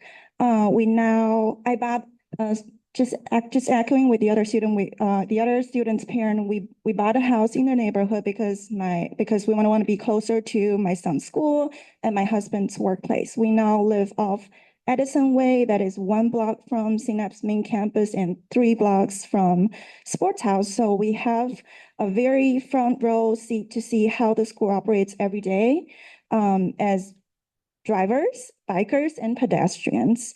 One thing that I notice constantly, and I got really impressed about, is how the school approach to our traffic and parking conditions. It's all hands on deck, doing drop-off and dismissals. You won't just see a few volunteers. You see the whole Synapse staff members out there. This includes the leadership team and our head of school, Jim Egan himself. They're physically outside, rain or shine. I've been impressed the whole time since we ever joined the school 2 years ago. I see them managing the flow of cars and ensuring everything moves quickly and safely every day. Beyond this physical management of cars, the communication is constant. All parents receive reminders in our weekly newsletters, in all our event signups, and James sends out dedicated emails once or twice a trimester focused on parking behavior expectations.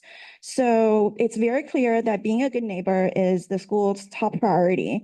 And on the 4th Sunday after we joined the neighborhood, our family, along with other Synapse families, volunteered at North Oaks Summer Party with the Fair Oaks Beautification Association.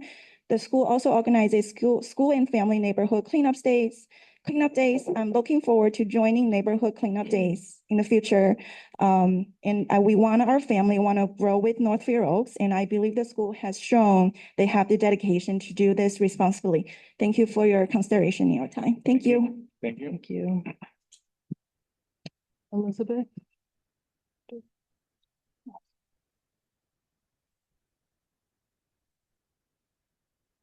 Hi, I'm Elizabeth Bailey, or Betsy. I live at 570 4th Avenue, so very close to some of my neighbors. I've lived there for 6 years, but my husband has lived there since 12 years. I would have started earlier, but we only met 8 years ago. And I have a 3-year-old and a 5-year-old. My 5-year-old now goes to Synapse. My 5-year-old also actually has been for a year and a half doing camps, like day camps when day schools weren't happening or when daycare was closed at Sports House. We've really benefited from what Sports House and Synapse has brought to us as a community. At Sports House, doing camps at Sports House, he's also been able to play with other friends from North Fair Oaks that don't go to Synapse. The same friends actually that he plays with at the Fair Oaks Beautification Association party, which was really awesome. And so I just wanted to share that perspective. A couple of perspectives I have on this current project. We love to walk, and we live on 4th Avenue. So we cross 5th between Edison, even before we started walking Bill to school. During the pandemic, you might have seen me. I was out there pregnant with a stroller and 2 dogs trying to cross 5th Avenue, which may have been making some mistakes, but the idea of more sidewalks, the idea of a safer crossing is something that's really important to me. I have small children who want to scooter to that playground. So I think this is something that would add a lot of safety to the community for our small children and families. The other thing that I wanted to add to that is with my experience with Synapse, similar to what other parents have shared, one of our values, one of the reasons we love being in the North Fair Oaks community is we really love the community we have there. And something that made us really want to choose this school when we were thinking about what school to go to is how respectful. Oh, shoot. And I really believe they'll do that with this expansion too. Thank you. Thank you. I'd like to call Natalie, followed by Jackie. And can you, just a quick reminder, please be mindful of the time. We do have another agenda item after this, so thank you. Hi, I live directly across the Sports House. My family has lived in this home for over 60 years, as my grandma mentioned earlier. Thank you, council team, for your thoughtful questions. Yes, we need all of what you're saying. We need the speed traffic control. We need the crossing guards. And near Middlefield, there was Everest School that's now closed. I also want to know how many big events are going to be held between Sports House and Synapse, and who decides that? Like, how many is okay and how many is too many? Am I going to have to deal with big events every month, or am I going to have to deal with them every week? These are questions that I definitely want answers to, and I want them to be more solidified. I'm here because the current operations at Sports House facility are already exceeding what the surrounding neighborhood can safely support. And now that there are talks about expanding Synapse onto the property, some of our streets don't, as we mentioned many times, don't have sidewalks. So you have to walk the street. I can't imagine navigating 140 more cars with my 17-month-old baby and my grandmother and my dad.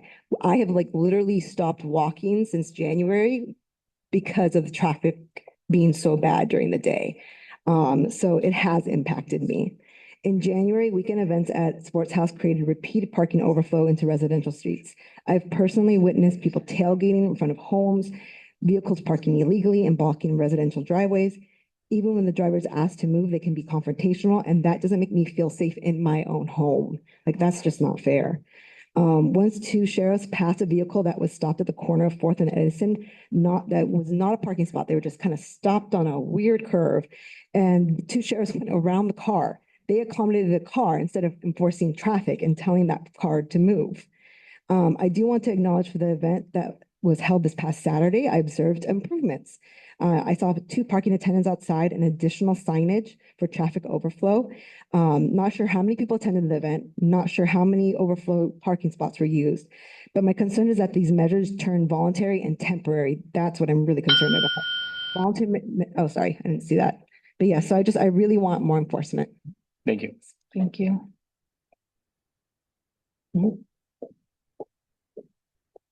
Good evening. My name is Jackie Nunez. I am not well prepared because I just found out about this whole thing about 2 days ago, which is very disturbing because I live at 508 6th Avenue, which is just doors away from Synopsis.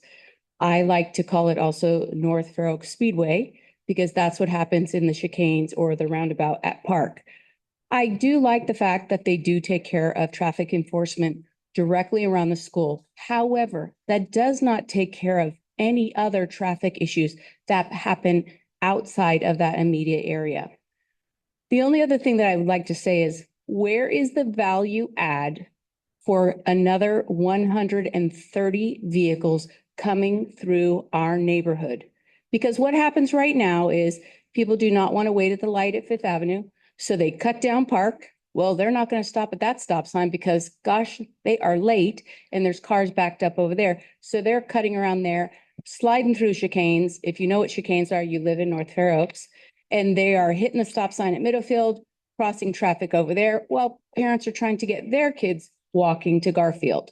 There is zero value add by adding another 130 vehicles, not people, not students, vehicles into our neighborhood.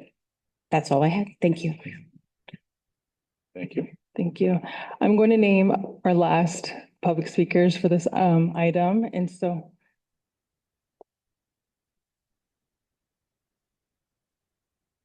Augustine, after Augustine will be Eric. And then after Eric will be Ever, and that'll be it. And then we have two more online comments, and that's all we're going to take for this item. Thank you. Good evening. Once again, my name is Agustin. I'm really shocking to hear, to be witness to what's going on right here. I'm glad to see when they say how many parents were over here, everybody raised their hands. And I'm in my head, and I don't blame none of you. I was thinking, I don't see anyone over here that look like a work on landscaping who pay 45,000 to attend the school. Yet we can walk a little bit down here and we see the trailers. Our community, Latino people, we can see how they live. And then over here, what I hear is, hey, my pocket is still deep. I can put more money into it. I can care less. This is with the actions. They did not say that literally, but with that action, that's what I take as a community, because I live it right here across my mother-in-law, live it right here at 490 4th Street. Now, Chair Juan asking how many kids from Fair Oaks attend the school. I found really heartbroken to hear the answer that they don't know right at the moment. When they came to the Fair Oaks community to talk about that, and they don't know how many kids from the Fair Oaks community attend there. When technology nowadays is so hand, so I feel like you don't care about the people in the neighborhood. You care about your money. And this has been over and over, see the complaints about that place with the parking lot.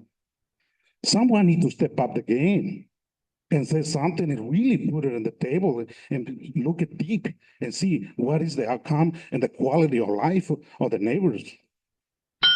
It's a tough when there is a deep pocket, but please step up the game.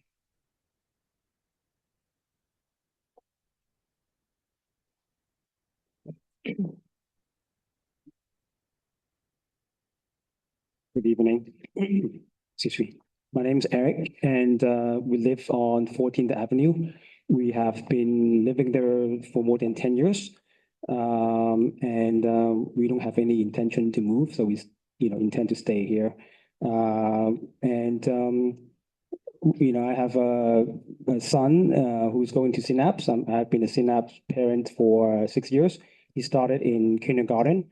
Synapse, he really likes Synapse. Synapse is a great school and it's also very diverse.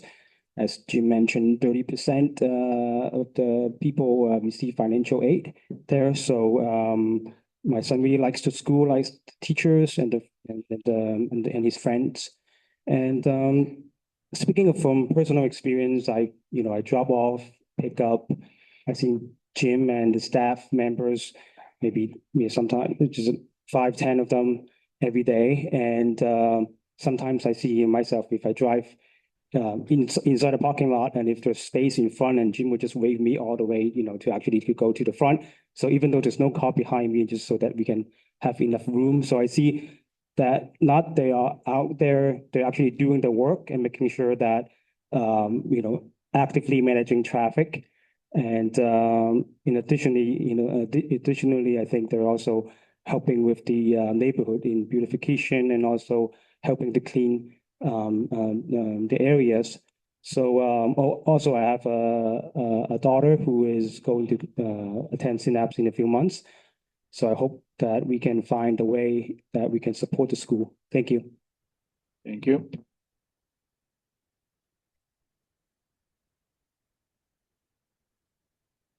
Thank you so much again. I'm gonna drive through fast through this. Both Synapse and Sports House want to grow while reducing parking spaces, forcing residents to make space while they make more money. I mean, somebody, previous person said it just right. You look at this room or at the library next door, and both have capacity limits, but even county code compliance doesn't know what the maximum capacity for the sports house is. That's ridiculous. Because if there's no capacity, 1 million could go and hit this facility, and I guess that would be okay. But in 2011, Sports House had 124 parking spaces. They magically brought it down to what is now 81 spaces.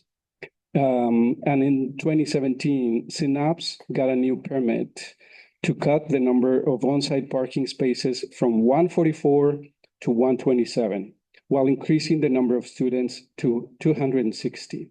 They have grown to over 300 students today and 60 staff members. And now they want to bring 140 plus students and staff and get rid of more parking. I know this because I was part of this council when this was approved. And we approved these plans in good faith. And that is proof that this community has been welcoming and accommodating. But these business owners have no regard for this community as they live elsewhere. There's no end to their ambition so long as this community bears the burden of their commercial growth. And finally, the Planning and Building Department and Public Works will not do anything to prevent people from fighting each other over parking or traffic problems, nor will they mediate to maintain stability and quality of life, particularly not in North Fair Oaks. Planning and building staff will simply look at the requirements, will advise the applicant to meet such requirements, and then come ask you to approve it. So you, however, the council are the ones that need to look and evaluate first and foremost how the quality of life in our community will be affected, even when a project meets the requirements. That is your mission as leaders of this community. You are these communities' defense against injustices and the ones who can say no when something doesn't look or feel right. We, the community, hope and expect that you will say no to issues that seem dubious, abusive, unequal, unjust, or detrimental to our community, as this expansion seems to be. Please don't approve this project. Thank you for your support. Okay, we're gonna head to, we have 2 hands raised on Zoom. So when I call your name, you may unmute yourself and you can begin with your comment. Stephen?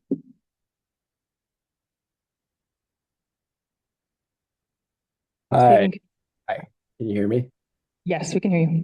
I'm Stephen from the Riker Center for Human Enhancement. Just here to speak a little bit on our experience with Synapse as a community partner.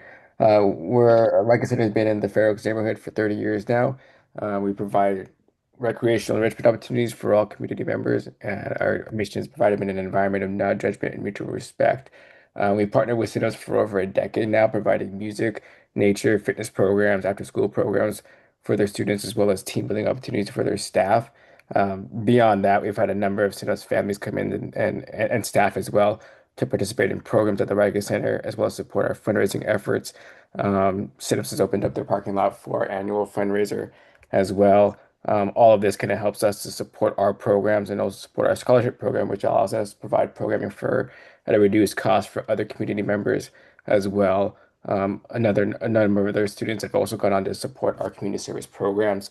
I say all this to kind of emphasize that the community members that have been introduced to the center on behalf or through the Synapse school and their families have fully embraced our mission of inclusivity and acceptance and it's really added a lot of value to our community and the Riker Center. Thank you. Thank you. Randy Shafton, you may unmute yourself and begin with your comment. Hi, good evening. My name is Randy Shafton. I'm the Executive Director of Peninsula Bridge. We're a college access and completion organization, and we've had a deep partnership with the Synapse School since 2022. We have an after-school program that's held on the Synapse campus, parent education, and college access workshops on Saturdays. And because of this amazing partnership and the ability to use Synapse's facilities, together, we've supported over 1,000 students and families. I can't say enough good things about Synapse and the team and their deep, deep commitment to educational access and equity. At the core of their values, they care deeply about social justice and improving student and families' lives in North Fair Oaks and Redwood City. The students and families in our program come from the local neighborhoods, and Synapse has opened their doors to a joyful and inspiring, enriching after-school program. And so the expansion at the Sports House would allow more classrooms, would allow more students, underrepresented, first-generation, low-income students.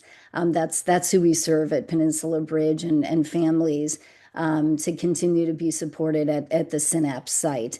And so I'm here tonight to again reiterate what a caring community partner, deeply thoughtful leadership, and very, very committed to educational access and equity. And we hope that you will support the petition. They're generous, caring, and very, very big-hearted. So thank you so much. Thank you, Randy. Back to you, Chair. Thank you. After all the public comment, it is now back to us, council members. Can I get a motion on this request? Council member Whitney. I move to vote in the affirmative so that we can have a vote on this and refer it to the what's the hearing officer? So I recommend that we recommend approval as per the written recommendation to the hearing officer. Yeah, that's it. Is there a second to the motion? Second. There's a second, so there needs to be a vote. Discussion first. Okay. Yeah, of course. Oh. If I'm the only one that has something. Yeah. Can you hear me in the back? No. Is it turned on or? This thing, now it's working? Mic's not working. Okay. Blair, can we, thank you. I've listened intently for the last couple of hours now, heard a lot of good arguments on both sides of this. Conclusions I've come to. The issue does not appear to be with Synapse School. Yes, there will be more trips if the expanded campus is granted. They appear to be a good neighbor, responsible to the community, and really do provide a great resource for us. I was touched in particular by one of the speakers who actually mentioned they had bought a house in the community after their children had been attending Synapse. Sports House, I think, sounds to me like a different issue. And here's what I'd like to suggest if this makes sense to the community. You know, a few years ago, I was chair of the council, and we had an issue with TJ Homes. They were coming in, tearing down small houses, building large houses next to smaller houses that had been resided in by people who'd lived in the community 30, 40 years. We had a council meeting where we got TJ Homes in the room, community people came in the room. We had an open dialogue, came away with an understanding of both sides. People heard from the other side and things like that. And we worked out solutions together. And I'd like to suggest that we could do something similar to that with Sports House. I'd like to think that they would be constructive community members and would be interested in an open dialogue with people in the community. The last thing I'd like to mention for the people in the room that are concerned about parking. The county did a lot of work. I think it was about 8 or 10 years ago, so it's probably out of date with regard to parking in North Fair Oaks. This isn't a particularly new issue for us. What I'd like to do is dust that work off. And again, let's get that on an upcoming agenda and see what can be done with that regard. In particular, in North Fair Oaks, I think we're all aware of certain parking hotspots, and certainly the area along Edison is one of them. Parking permits were discussed, things like that. I think it's time to take a look at that again and see what we can do to mitigate the issues that are present in that part of our community. So that's what I've heard this evening. Councilmember Whitney. I have 3 remarks. It's natural when you're angry or frustrated to want to point fingers at who's at fault or whose fault you think it is. I've gone through some personal growth, and I've kind of learned that when you're pointing a finger at someone else, you got 3 pointed back at yourself, and we're all a part of this community together. So I don't want to be quick to judge or quick to anger.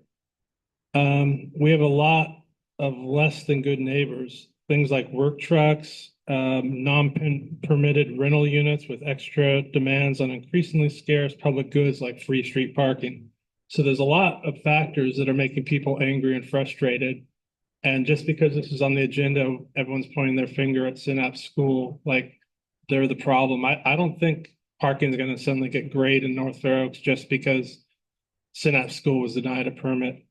In fact, I like growth. That's my last point. Zero-sum thinking is that in order for me to get more, someone else has to get less, and vice versa. That's not the only worldview. I'm informed a little bit by my religious spirituality, but I think we can get more by working together and not against each other. That's all I have to say. Okay, is there any other comment? Kathleen, would you like to say something? So regarding the vote or comment in general, because we're talking about. Well, we have a motion on the floor, so if there's going to be discussion, it has to be about the motion. So I'm opposed to the motion. And please understand, I raised a child who went through private school, and it was in a neighborhood that had very similar. I owned a business in a neighborhood that had a school and had a lot of traffic problems. And for every Synapse employee and parent here, this is not about your school. I hear what a beautiful community is. I hear all of the wonderful things, and I can bet that, and I can tell that you are doing great things for one side of North Fair Oaks.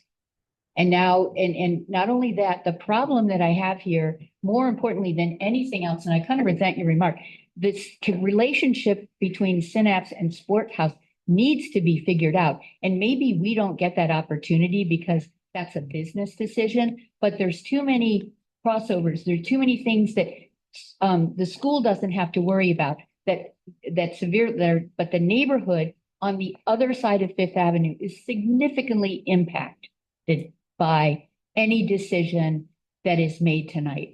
Also, too, we are not taking into consideration this idea of a left turn lane out on Marsh Road, which is in this possible mitigation. That's not being discussed here. Please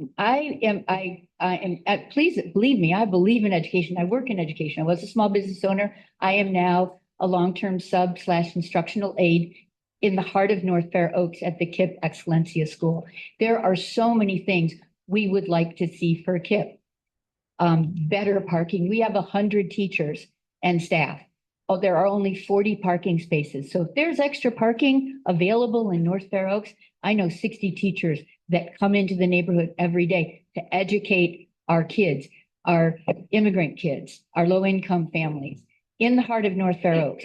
And so there are so many parking problems within North Fair Oaks. So for me to want to make a decision to help a private school that's wonderful, absolutely wonderful, but to bring 140 more cars in, 134 with a relationship that isn't really clear here about when Sports House can be used for certain things, when it can't be, how it's going to impact the neighborhood.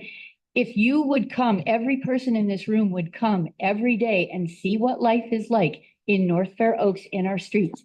People complain about trucks. Please, we have 4 and 5 families living in small houses, people that go out to work every day. They have to drive in the neighborhood. They have to drive their kids. They have to drive to work. So bringing more traffic into an underserved, underrepresented neighborhood that I care deeply about. I live here. I work here now. It's not about Synapse. I'm sure it's wonderful. I just don't know if this expansion is right for North Fair Oaks.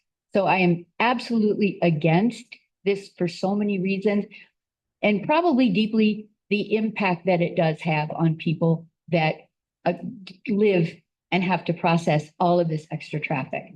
And I see it every morning. I walk to work. I walk 7 blocks. I cross Fifth Avenue. I try to get out to Woodside Road or to Middlefield Road to run an errand after school. You have to live here and get in a car to understand the impact every single day. And the parents that are driving back and forth, thank you, parents, for showing up.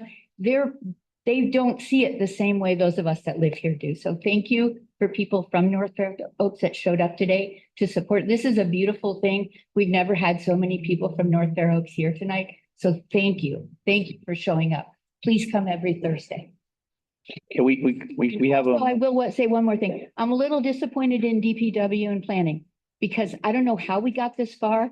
I don't know how we're already got a traffic study, plans to put stop signs, and when we have been asking for Middlefield Road for 2 years now? So there's a lot that the people from Synapse, you just don't understand all of what we see and what we're asking for versus coming in and just supporting a great private school that serves a wonderful community. But sorry, it just might not be the right time and might not be the right location. We have a motion on the floor. Can you We have a repeat second. the motion? Sorry, before you guys decide, repeat the motion one more time, Councilmember Whitney, please, and then you guys can start. Recommendation. Speak into the mic, please. Thank you. To recommend the proposal as presented by the planning department in the affirmative to the hearing officer of the. I had it on my iPad, but it closed. I guess I got to open it again. I'm getting the motion. What slide? You could just vote this down and then introduce a motion to say in the negative. That we've done this before. This is kind of how democracy works. Of course. Okay, you wanted to vote on the affirmative, so council? Just for the record, the motion was to move staff's recommendation. Correct. And there was a second to that motion, so now we need a voting on Yes. that motion. Yes. Before we move forward into something else. Okay, can you go Yeah, for the I'll do voting? comments. Wait, are we done with discussion? Yeah, we're done with this. Yes, we're done with concession. Yeah, discussion. Councilmember Esser, Yes. Councilmember Whitney, Yes. Councilmember Daly, Councilmember Parisi. No. Vice Chair Aponte. No. And Chair Prado. No. Doesn't pass. Motion does not pass. Okay, so now we need to make, what happens now, council? Do we need to make a motion to deny it now, or is it the fact that it didn't move forward that's enough? No, the motion to recommend approval did not pass, but now it's still with the committee to take additional action. It could be to recommend denial. It could be to recommend denial with conditions, or have further discussion and have another motion. It's still with your commission for action. Point of order. We had this with the gas station liquor store thing. Yeah. We voted down the 4, but then we voted down on the no, and then we punted it to the board, the supervisor. But I think it's appropriate to make a motion, if that's what you want to do, to recommend disapproval. And that would let you express strongly what you feel you want to express. Okay, well, it's on the floor. Any other council members would like to make a motion? I'll like to make a motion. I motion to deny the recommendation to the zoning hearing officer on the proposed use permit renewal. Is there a second to the motion? I'll second the motion. Okay, now we have a second to the motion, so now, Mr. Chair, just to Yeah. clarify for the record, it would be to recommend denial. correct, To the. recommend denial to the recommendation. Can we have a Yes. roll call, please? Councilmember Esser, No. Councilmember Whitney, No, yes, I forget, no. no, okay. Councilmember Daly, Yes, deny. okay. Councilmember Parisi, Yes. Vice Chair Aponte, Yes. and Chair Prado Yes. approves. Motion approves, So can you clarify, council, what we just did so the public knows that what we just voted? we just passed it. So the permit application will proceed to the county hearing officer, who is the initial decision maker on the project. And that decision maker will receive your council's recommendation to deny the permit. And it'll be within their discretion to consider approval or denial.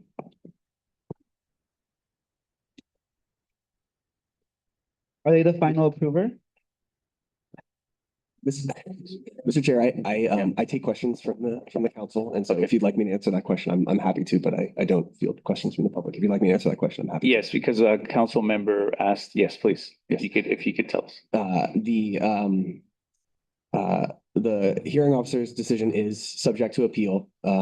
Those appeal proceedings are set forth in the county zoning regulations, and there's additional information on the planning and building website. Okay. One more question on that. Is that hearing open to the public on the 19th? Zoning hearing. Okay. So then March 19th is the next public hearing on this matter, so. As planning and building would have that information on their website, and just explaining this for the people that might like to attend or be interested in attending that. We'll also send out another notice. Can you repeat what we just said? please? Yeah, we'll also, it's a public hearing that anybody's welcome to attend. We'll also send out another public notice. And you can direct any other comments to the planning and building department so that we can present it to the zoning hearing officer for review. I have a question. Are they gonna get notice of this meeting and the record of everybody here against this project from going forward from the community, especially the safety concerns? Like where was that gonna go out? Like on March 19th, like whatever planning committee that is. Yeah. Are they gonna get the notes from this meeting? Are they gonna be able to see what the community expressed? Yeah, from the planning department, is that something that they will get our input or our comments to that on the March 19th meeting? Yeah, typically we summarize all of the comments, the major points from the community, from the board members. But they are also welcome to look at the recording, especially if it's, controversial. There's a lot of community comment. Sometimes they will look at the recording of the. Okay. Yeah. So the notes will be passed on in recommendations, so. This is something we'll read it, because it says maybe. Not like that. Well, this is a public meeting, it's public information, it's all public, so. And March 19th is a public meeting where everyone is able to attend and also come. Speak, but we can hear. Yeah, Okay. yeah, it's a public meeting. Perfect. Through the chair, yeah. Next item, yeah, thank you. Well, okay, thank you. We are done with that item. We are moving on. We don't have items. Yeah. Oh, it needs to be discontinued, yeah. Oh. So can you? yeah. Item 6 on our agenda, which is our next item on the Multicultural Institute, was postponed till next month. So even though it's agendized, because it's 9:30 and we literally have 5 minutes to vacate the premises. Oh, Sorry. I wanted to stay till 10. Sorry. So, yeah, we do still have another plan and building item right now. Okay. So, yeah. We have 5 minutes. Someone from LA flew in for this item, so. All right, let's do it. So they're. Okay, we got be it. respectful for their time, yeah. All right. Someone came out So of. we will now move on to our last presentation, planning and building. motion, use permit application for the installation of the new wireless telecommunications facility and associated equipment atop the existing utility pole located in the public right of way near 4017 7th Avenue in North Fair Oaks. Hello, everybody. Hello. My name is Randall Cohen, planner with the county. This item is my item. I was not here last time. This was brought forth to you guys. I had another colleague step in for me. In reviewing the recorded video, I tried to gather all the concerns that you guys had so I could respond back during this meeting here. I also re-invited back the applicant, and the applicant also brought back some support staff that can answer any questions that you guys might have as well. So just for the record, this is the county planning number PLN 2025-00040. And this is for consideration of a use permit on a new monopole located in the public right-of-way near 401 7th Avenue in Menlo Park. Next slide, please. So as I mentioned, the applicant wishes to construct a new cellular facility located atop a utility pole in North Fair Oaks neighborhood, consisting of 3 5G radios and antennas, 1 4G radio, and 1 4G antenna. It is to be installed near the address of 401 7th Avenue in Menlo Park. And again, it's within the right-of-way. The entire proposed footprint will be less than 5.5 square feet at ground level. Next slide, please.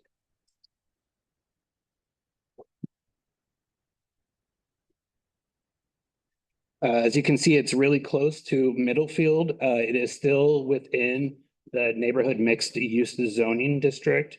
And so, which tends to lend a better fitting for these wireless facilities. Next slide, please. As you can see, here's the existing utility pole that will be is proposed to be replaced with a new small wireless facility. Next slide, please.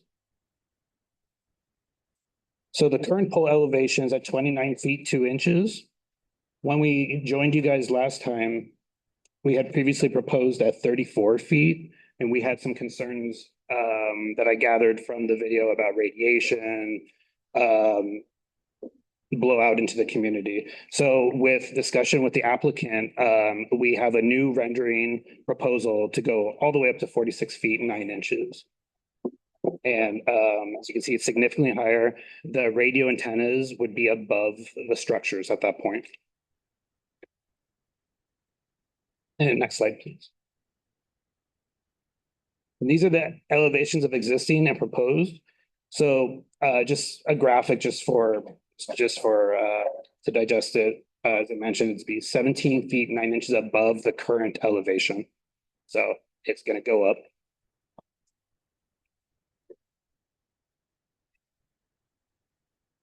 And next slide, please.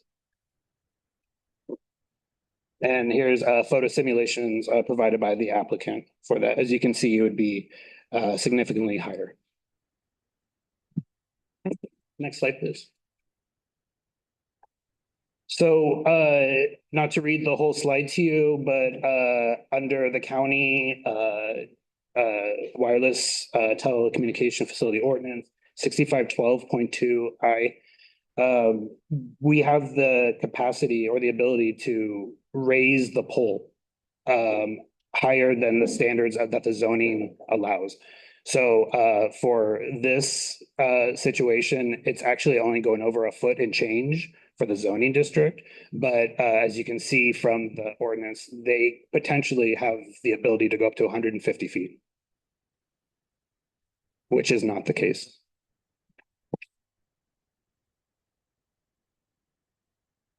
My applicant is here this evening to discuss the radio output at elevation.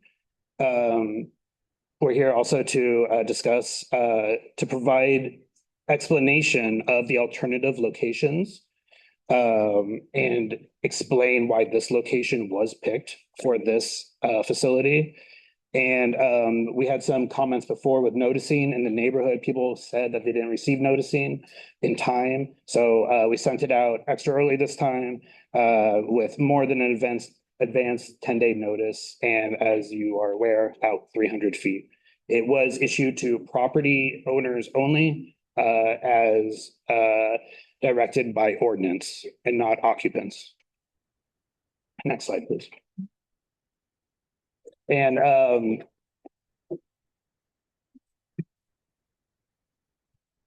next slide. So this slide should probably come at the end also from my applicant's presentation, but ultimately with these adjustments to the increased height and potential explanation from my applicant staff, I would like to request a recommendation from the North Fair Oaks Community Council to provide a recommendation to the Director of Planning and Building regarding the proposed wireless telecommunication facility atop the utility pole in North Fair Oaks neighborhood. So I am going to pass the next slideshow off to my applicant, Mr. Jason here from Crown Castle, and he will be able to provide more insight onto the location itself.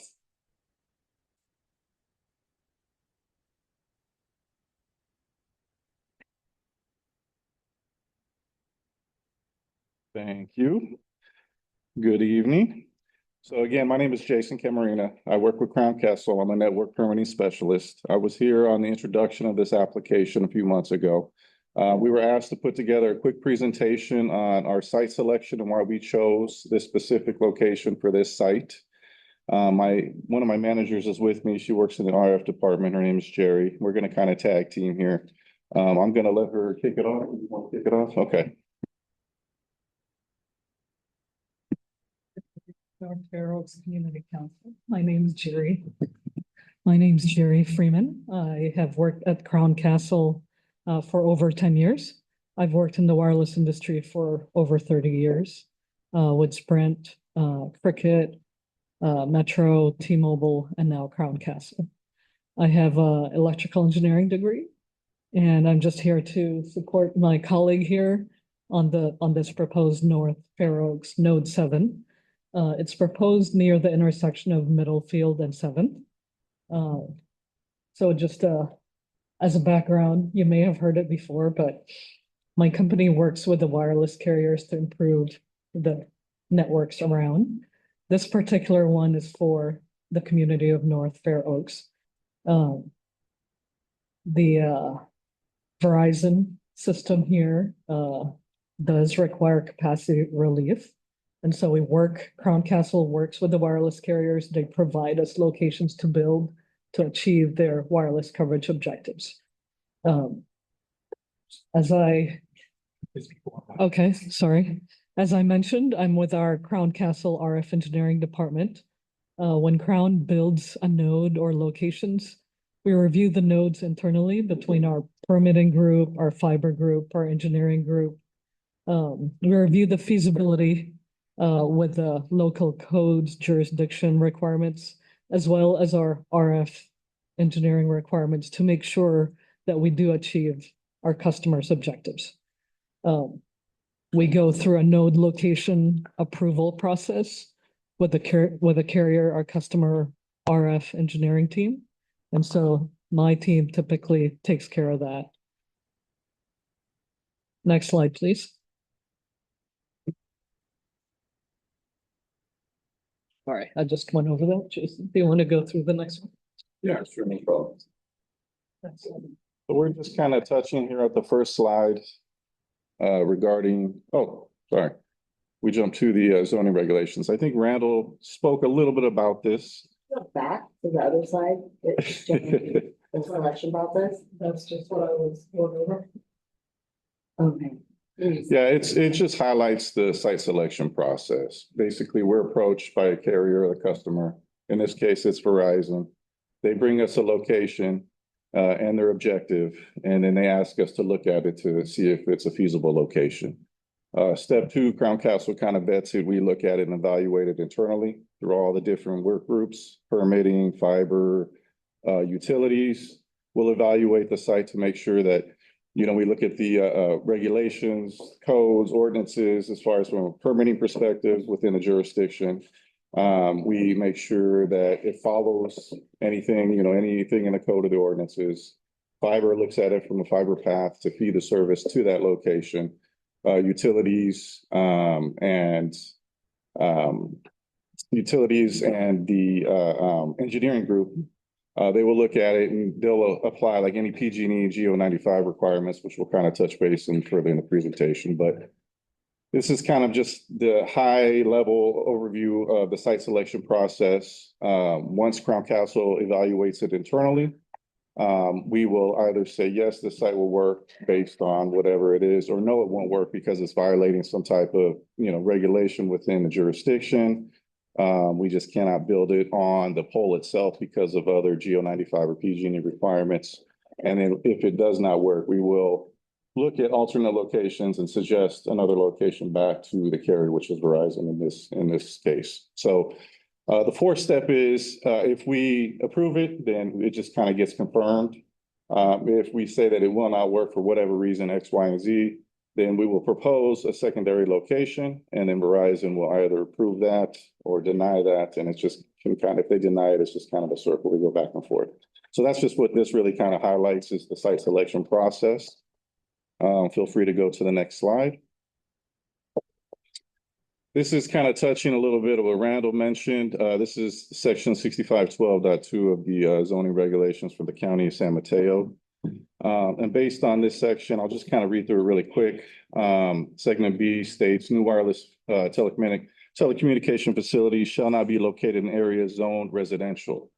However, if you do demonstrate that a review has been conducted of other options and no other sites or combination of sites allow feasible service, adequate capacity and coverage, it can be considered. So it's basically an alternate site analysis within 2.5 miles of the proposed facility. So our application not only is outside the residential zone, it's in a neighborhood mixed use.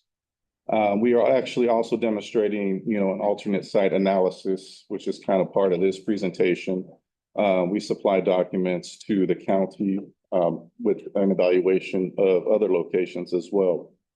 And we'll kind of dive into that a little bit more as we get in the presentation. Feel free to go to the next slide. So the next slide is just kind of highlighting the residential area that's surrounding our fiber builds. And I'll show you our fiber build in a second. The light blue area is basically the residential zone or district that's above our wireless site and kind of surrounding the fiber build. Next slide, please. So the next slide is just kind of showing you our fiber build. So up in the left-hand corner is a blue dot, and that's our hub. So the fiber service feeds from the hub, and it kind of zigzags through the neighborhood. Don't really pay attention to the color. There's two different blues there, but it's basically just our fiber. It's being pulled aerially overhead from the utility pole, so nothing's underground. The red square, which might be kind of hard to see from here, is down towards the lower bottom of the image. That is our application site. And then you'll see the fiber run off to the right, and that's going to feed into Atherton. Next slide. So this is kind of an overlay of our fiber. The fiber is a little bit thinner here in this image. There's a lot going on. You'll still see the light blue area, which is the residential zone. You'll still see the hub up in the left-hand corner. And you'll see the fiber run through. You'll see two different fiber paths. There's one at the top that's going to feed into Menlo Park. We're actually doing a build in Menlo Park as well. We're building in Redwood City. This is one site in the county, and we're actually building sites in Atherton as well. So the yellow fiber path that kind of runs down, it zigzags. That's the image you saw before. You'll still see the application site down to the lower bottom of the image, and you can see how it's right outside the residential zone. Next slide, please. This is just a quick snapshot of the neighborhood mixed use district. This is where our site falls in, and the site location is represented by that red circle right there. Next slide, please. Okay, so the next slide, I'm going to hand back over to Jerry. This is kind of a site map of existing Verizon sites.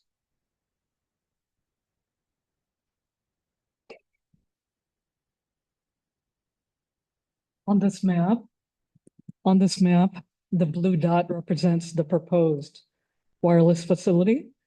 Basically, we're going to be adding a canister antenna on top of the pole, as mentioned, 40 feet and above. There is a gap in between all the existing red Verizon facilities. And so the proposed node represented by the blue dot will provide an improved capacity relief in the area, especially in that gap where there's no red dots. The wireless signal from those red dots, when it's overextended into where this wireless facility will serve, degrades your wireless coverage. I like to say an analogy of wireless signal like light, right?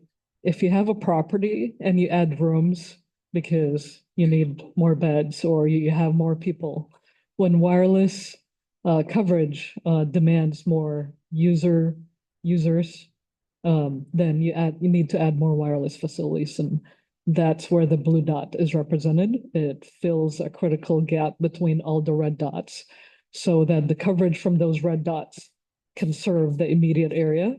And the blue dot, our new wireless facility, will serve that area around 7th and Middlefield Road. That area has a school, has a supermarket, has various stores. There's a lot of multi-unit dwellings. And so all these require more wireless capacity, and that's going to be served by the new blue dot, where we're proposing the antenna to be placed on top of that existing wood pole by the intersection of 7th and Middlefield. Next slide, please. This just goes over when we look over at that map that you saw, those existing red dots are limited. We really can't attach any more antennas to them to increase the capacity relief in that area. We need to add wireless coverage. We need to add the canister antenna on that proposed wood pole by Middlefield and 7th. Also, we're looking to serve the North Fair Oaks community as least intrusive as we can. And so by placing that wireless facility in that gap between all the existing red facilities, then we lessen the obtrusiveness into the neighborhood. And that new wireless facility will fill the critical gap there and prevent, more like 2 or 3 additional facilities coming up. So we're just looking to improve Verizon's capacity demand, especially in that area where there's commercial, residential, church, school, all those things demanding more wireless capacity.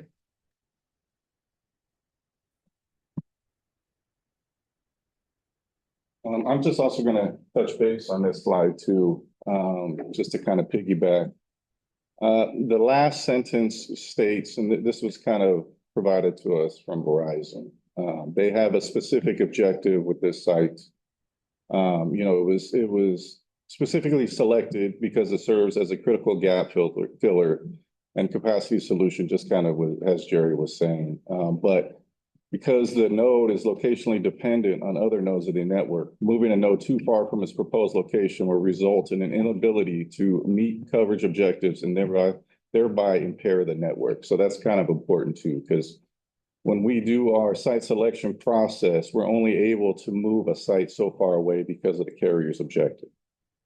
And then if like I said, if if we run into issues where there's unavailable poles that we can't build on, we have to just, let the carrier know, and then we just kind of feed off of that and move to the next step. But feel free to go to the next slide.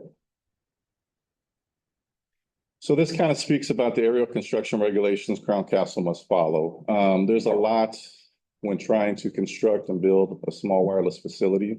There's two main governing set of regulations for new attachments, and this is separate besides like the jurisdictional requirements. The first is PG&E Green Book. So PG&E Green Book is official guide to Pacific Gas and Electric requirements and policies, establishing electric and gas service to new applicant installations, along with new attachments to poles with powers. The second one is General Order 95, GO 95. This is a set of regulations from the California Public Utilities Commission, the CPUC, and this establishes uniform safety, construction, maintenance, and standards for overhead electric supply and communication lines in California. So these are two books that when we're building something, there is a lot of rules and regulations we must follow. There's a lot of different variables that will either determine whether a pole location is feasible or not feasible. Next slide, please. So this is a map of alternate candidates that are not feasible. So I kind of did a deep dive because I knew there were some concerns with the location. First of all, these icons, there are three different colors up there. You'll see red, yellow, and green, and they all represent something. But these also are all sites that are not feasible. We cannot attach to or build with the current condition of the poles. Now, also, I have in small handwriting over there, small wording is that there's multiple reasons on some of these locations, not generally just one specific reason. There could be a few different reasons why these alternate locations would not work. The blue square kind of towards the bottom, we're towards Middlefield, that's our site location. The purple line that you see running on Middlefield, these are all metal street lights. And these metal street lights are county owned. County owned street lights require master license agreements in order to attach to them. And we do not have an agreement with the county in order to attach to this metal street light. Feel free to go to the next slide and I can kind of dive into a little bit more. So the red icon represents wood utility poles that have PG&E transformers attached to them. Now, doing this dive, I have not seen, there is so many, every other pole basically has a PG&E transformer attached to them, and that's a big no-no when trying to build. PG&E will not allow us to build on those type of poles. There's also a small number of wood poles that have primary risers. And I have some images to kind of explain what the primary riser is. And then also there was a PG&E pole that has a disconnect switch attached to it. That's also another no-no. We cannot attach to those type of poles.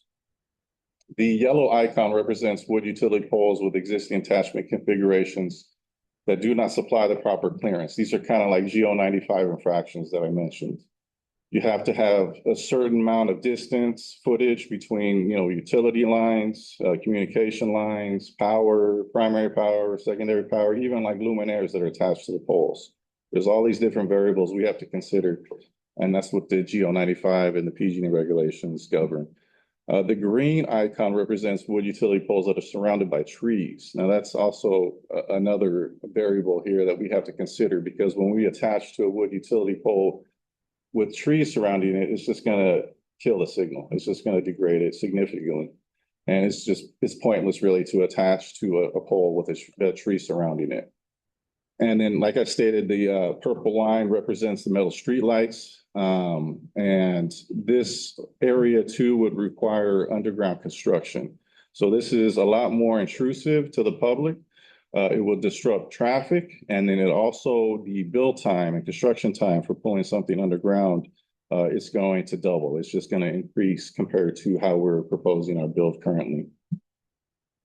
And you can go on to the next slide. Okay, so here's some examples like I was mentioning. I'm not sure, I'm sure people have seen the transformers out there in the field. But basically the far left image is a transformer, a PG&E transformer. It looks like a small, trash can attached to the pole. This is a PG&E violation. We cannot attach to these like I mentioned. The middle image is a disconnect switch, and it's kind of hard to see. It's outlined by a red, square. And it's basically a switch to where PG&E, they can shut off the power for that area, that grid. The far right is the power primary riser. This is where basically the primary power feeds down the pole, and it's covered by, a sheath, a protective covering, and it'll feed into underground service. So these types of poles we cannot attach to. Next slide, please. So here's the other two kind of examples we can attach. The one on the left is, a location I found, it's surrounded by trees. That right there is not ideal for the carrier, and it's not ideal to put a cell site on. We definitely don't like pruning trees. We don't want to have to mess with removing trees. So this is basically, the least intrusive means possible, and we avoid these type of locations. The pole on the right, there's a lot going on with that pole. This is kind of like an example of a GO 95 violation. There's just not enough room to put a cell site on that pole. You have the overhead power lines, running two different directions. You have secondary power. You have, communication lines, a street luminaire. So this type of example right here just is not feasible for a cell site location. So you can move to the next slide, please. Okay, so this is kind of getting into our RF reports. I think do we want to hand this off to Tony? We have somebody online who's going to kind of speak to this. He works with our EME RF reports. Yeah. Hello, can you hear me? Yeah. Ah, I can hear okay. you. My name is Tony DiMatti. I work for Waterford Consultants. I've been doing telecommunications engineering since the early 80s. Hate to date myself. I've been doing RF health and safety studies for the last 15 years as well. What we're looking at here, we've done a worst case assessment of the transmission facility Verizon's planning to put in. And when I say worst case, I mean we're looking at maximum power with all the radios active at one time. So this is the absolute maximum power that the system can put out. What you see here is three colors. The yellow is the occupational limit. The blue is the general public FCC limit. And then the green is from general public down to 5% of the general public limit. And what we did in this analysis is we took into effect the location of the buildings and heights that are near this facility, as well as the ground level. And if you go to the next slide, you'll see the locations of the maximum theoretical levels. On the smaller building, it's 1.67% in the left, and then on the right, it's 2.1% on the higher roof. And then on the next slide, if we go to the next slide, on the ground down here in the lower right, 4.1% is the maximum general public limit on the ground. So that's 4%, and we can go all the way up to 100% before impacting anybody. So this site is high enough and will be safe for anybody. The only areas of concern would be around the antennas, specifically 45 feet up in the air. Any questions? Okay. I think it's. Thank you. No. Okay. I think it's open for the. Yeah. Council, any questions, comments? Yes. Thank you for coming back and all of the people who stayed this late. There were several questions and there aren't the members of the community that were on the call, the original. The issue was safety, as well as these telecommunication poles are normally put in commercial areas. Yes, this is a mixed residential, but if you look at the map, it literally abuts an entire residential street. So while it is, quote, mixed residential, it's literally sitting in front of an apartment building and it's on a resident, the next building over is residential. And so it feels a little like a technicality. And my main question was, what other commercial sites did you review, which I don't feel like I really got an answer to here. right across the street is Chavez Market.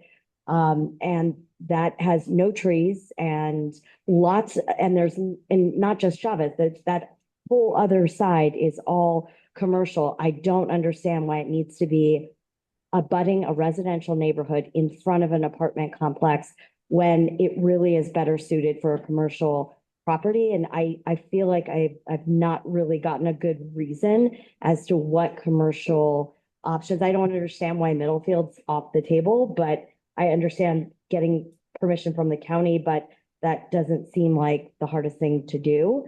I mean, we just saw Yeah, well, that was kind of the main factor. Like we're looking at where the hub's located, which is away from Middlefield. I mean, we were already pulling the fiber line down 7th to get it away from houses in that area. A big factor is that we just don't have an agreement with the county. You know, you need a master license agreement. But did you look at Chavez Market, which is literally Yeah, right oh yeah, across the we street? look, yeah. And why was that site not feasible? Because it's a metal street light. We just don't have an agreement with the county. We can't attach to it. So, but we're trying to get an agreement with us that's gonna go to the county, like, why don't you go to the county first? Why are we here? I mean, if it's issues with the county, then the county needs to step up and do this. Well, no, so there was multiple factors. It's not just, you know, like I stated, we're trying to build this the quickest, the easiest way possible. It's all utility poles feeding up to there. Middlefield, it's all metal streetlights until a certain segment to where our fiber drops back down. You know, this location was selected. We don't choose this location ourselves, like I stated. This is what the carrier picks because of their service objective. It's to help a macro site that's about a mile, I forget how far away it is, up towards, I had it written down, but I can't remember the name of the street right now. But anyways, we took in consideration a lot of factors and what we felt and this is Verizon site. We're just building it. I know, which I feel bad for you guys. I'm like, I don't care about Verizon. No, It doesn't matter to me. I mean, they don't. I hear you. You know, Yeah. so it's kind of Verizon. Or you're AT&T or T-Mobile or. Don't like think about them either, but I mean, and where in Menlo Park, are you looking? That's one question. Number two, is it easier to get something approved in an unincorporated area? No, it's not easy anywhere. So let me tell you that. And it's always an issue. I mean, no matter where you put a small wireless facility, somebody's going to complain about it. Unless it's out in the open, somewhere field away from everybody. And that's generally where you see the large macro sites. These sites are providing 5G service, which is higher, faster speeds. And it just doesn't travel as far. You know, you can't cover a large area like you would with like a larger macro site. These are lower powered antennas. These aren't very high powered antennas. So basically Verizon is looking to fill and on the map where we showed all the different Verizon sites, we have the blue site there, which was ours, and it's to help cover their objective that they're trying to do. So, you know, I like to give you like a fabulous explanation, but you know, one, we just don't have the master license agreement with the county yet. And it's underground construction. So that means if we're trying to pull fiber there because we need to pull fiber and power. Power is already there at the utility poles. It makes it really, really easy to connect to power. When you go to a metal street like that, we're talking about either tapping into a city circuit or, you know, county circuit, which I don't know what the regulations of that are, or we have to pull the power underground along with the power. And we're talking, you know, double the construction time. It's going to be, it's going to affect the traffic in that area. You're going to get a lot more noise. You know, you're going to affect the residents a lot more rather than just attaching it to a utility pole. So I guess my other part to this is that it is, Kelly's absolutely right, but it's right up, that's residential, no matter how you say it. Not only that, when you talk about it, making a difference for North Fair Oaks, that's one section in North Fair Oaks. North Fair Oaks goes really the other way. Think about it. So, you know, like, is it going to help the people, you know, in the heart of North Fair Oaks in a different way, or is it going to be pointed towards Atherton and Menlo Park and Palo Alto? And Well, it's gonna connect to, But it's gonna kind of connect to the whole network. So we do have a few sites we're building in Atherton. We have sites right now that I'm permitting in Redwood City. We have sites that we're permitting in Menlo Park, sites in Mountain View, Sunnyvale. This is a project for Verizon Everywhere to try to expand the network and provide 5G service. is it fair to ask you to go get those approvals first and then we'll take a look at it? We have approvals. I have approvals in Redwood City. I'm about halfway approved through Redwood City. Atherton, it's a little bit slower because it wasn't a higher priority. We had to switch the design and we had to re-engineer. So it's taken a little bit longer for Atherton. Because they wanted it prettier or? No, because no, it's not that. Well, I mean, that's a tough nut to crack, Atherton. Atherton? Yeah. Yeah, well, I mean, We're difficult. it's definitely not easy anywhere we go.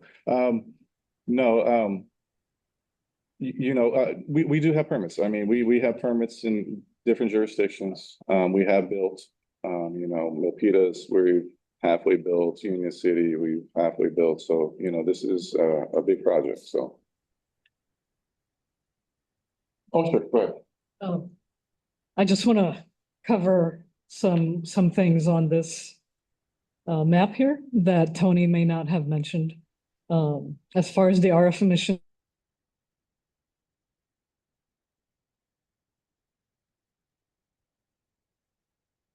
That help?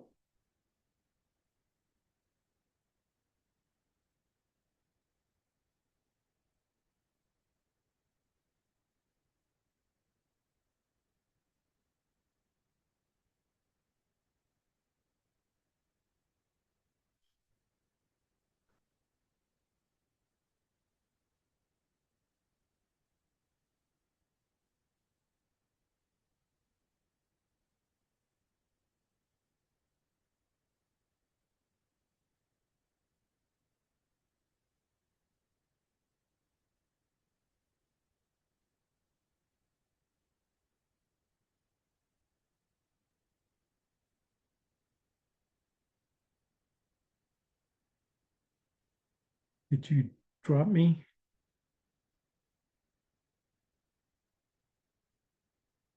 Hello?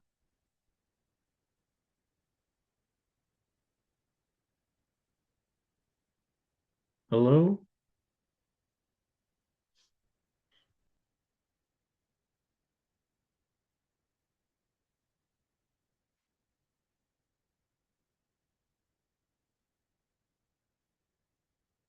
Hello?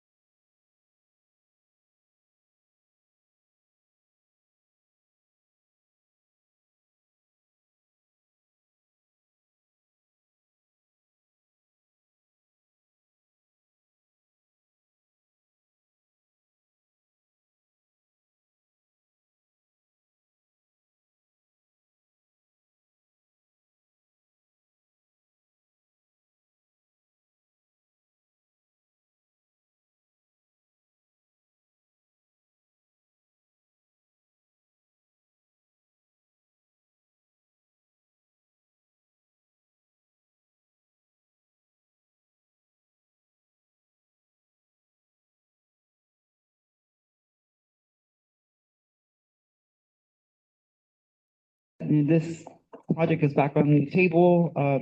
Only like me and three other people were there. So the next nearby event that they're gonna be holding or having a feedback is at the Lunar New Year event in downtown Redwood City on Saturday, 11 to 4. So if you guys can make it, please give us your feedback. It's the whole Dumbarton corridor from here in North Fair Oaks all the way to East Palo Alto and Menlo Park. Yes, thank you. Thank you. Meeting. Did you say the courthouse? Yes, Courthouse Square. Courthouse Square. If we don't have any more reports out, then I will entertain a motion to adjourn. Second. Thank you, county staff, for having to stay so late. Okay, we stand adjourned. Everybody have a good evening. 10:15. I better get paid overtime for this.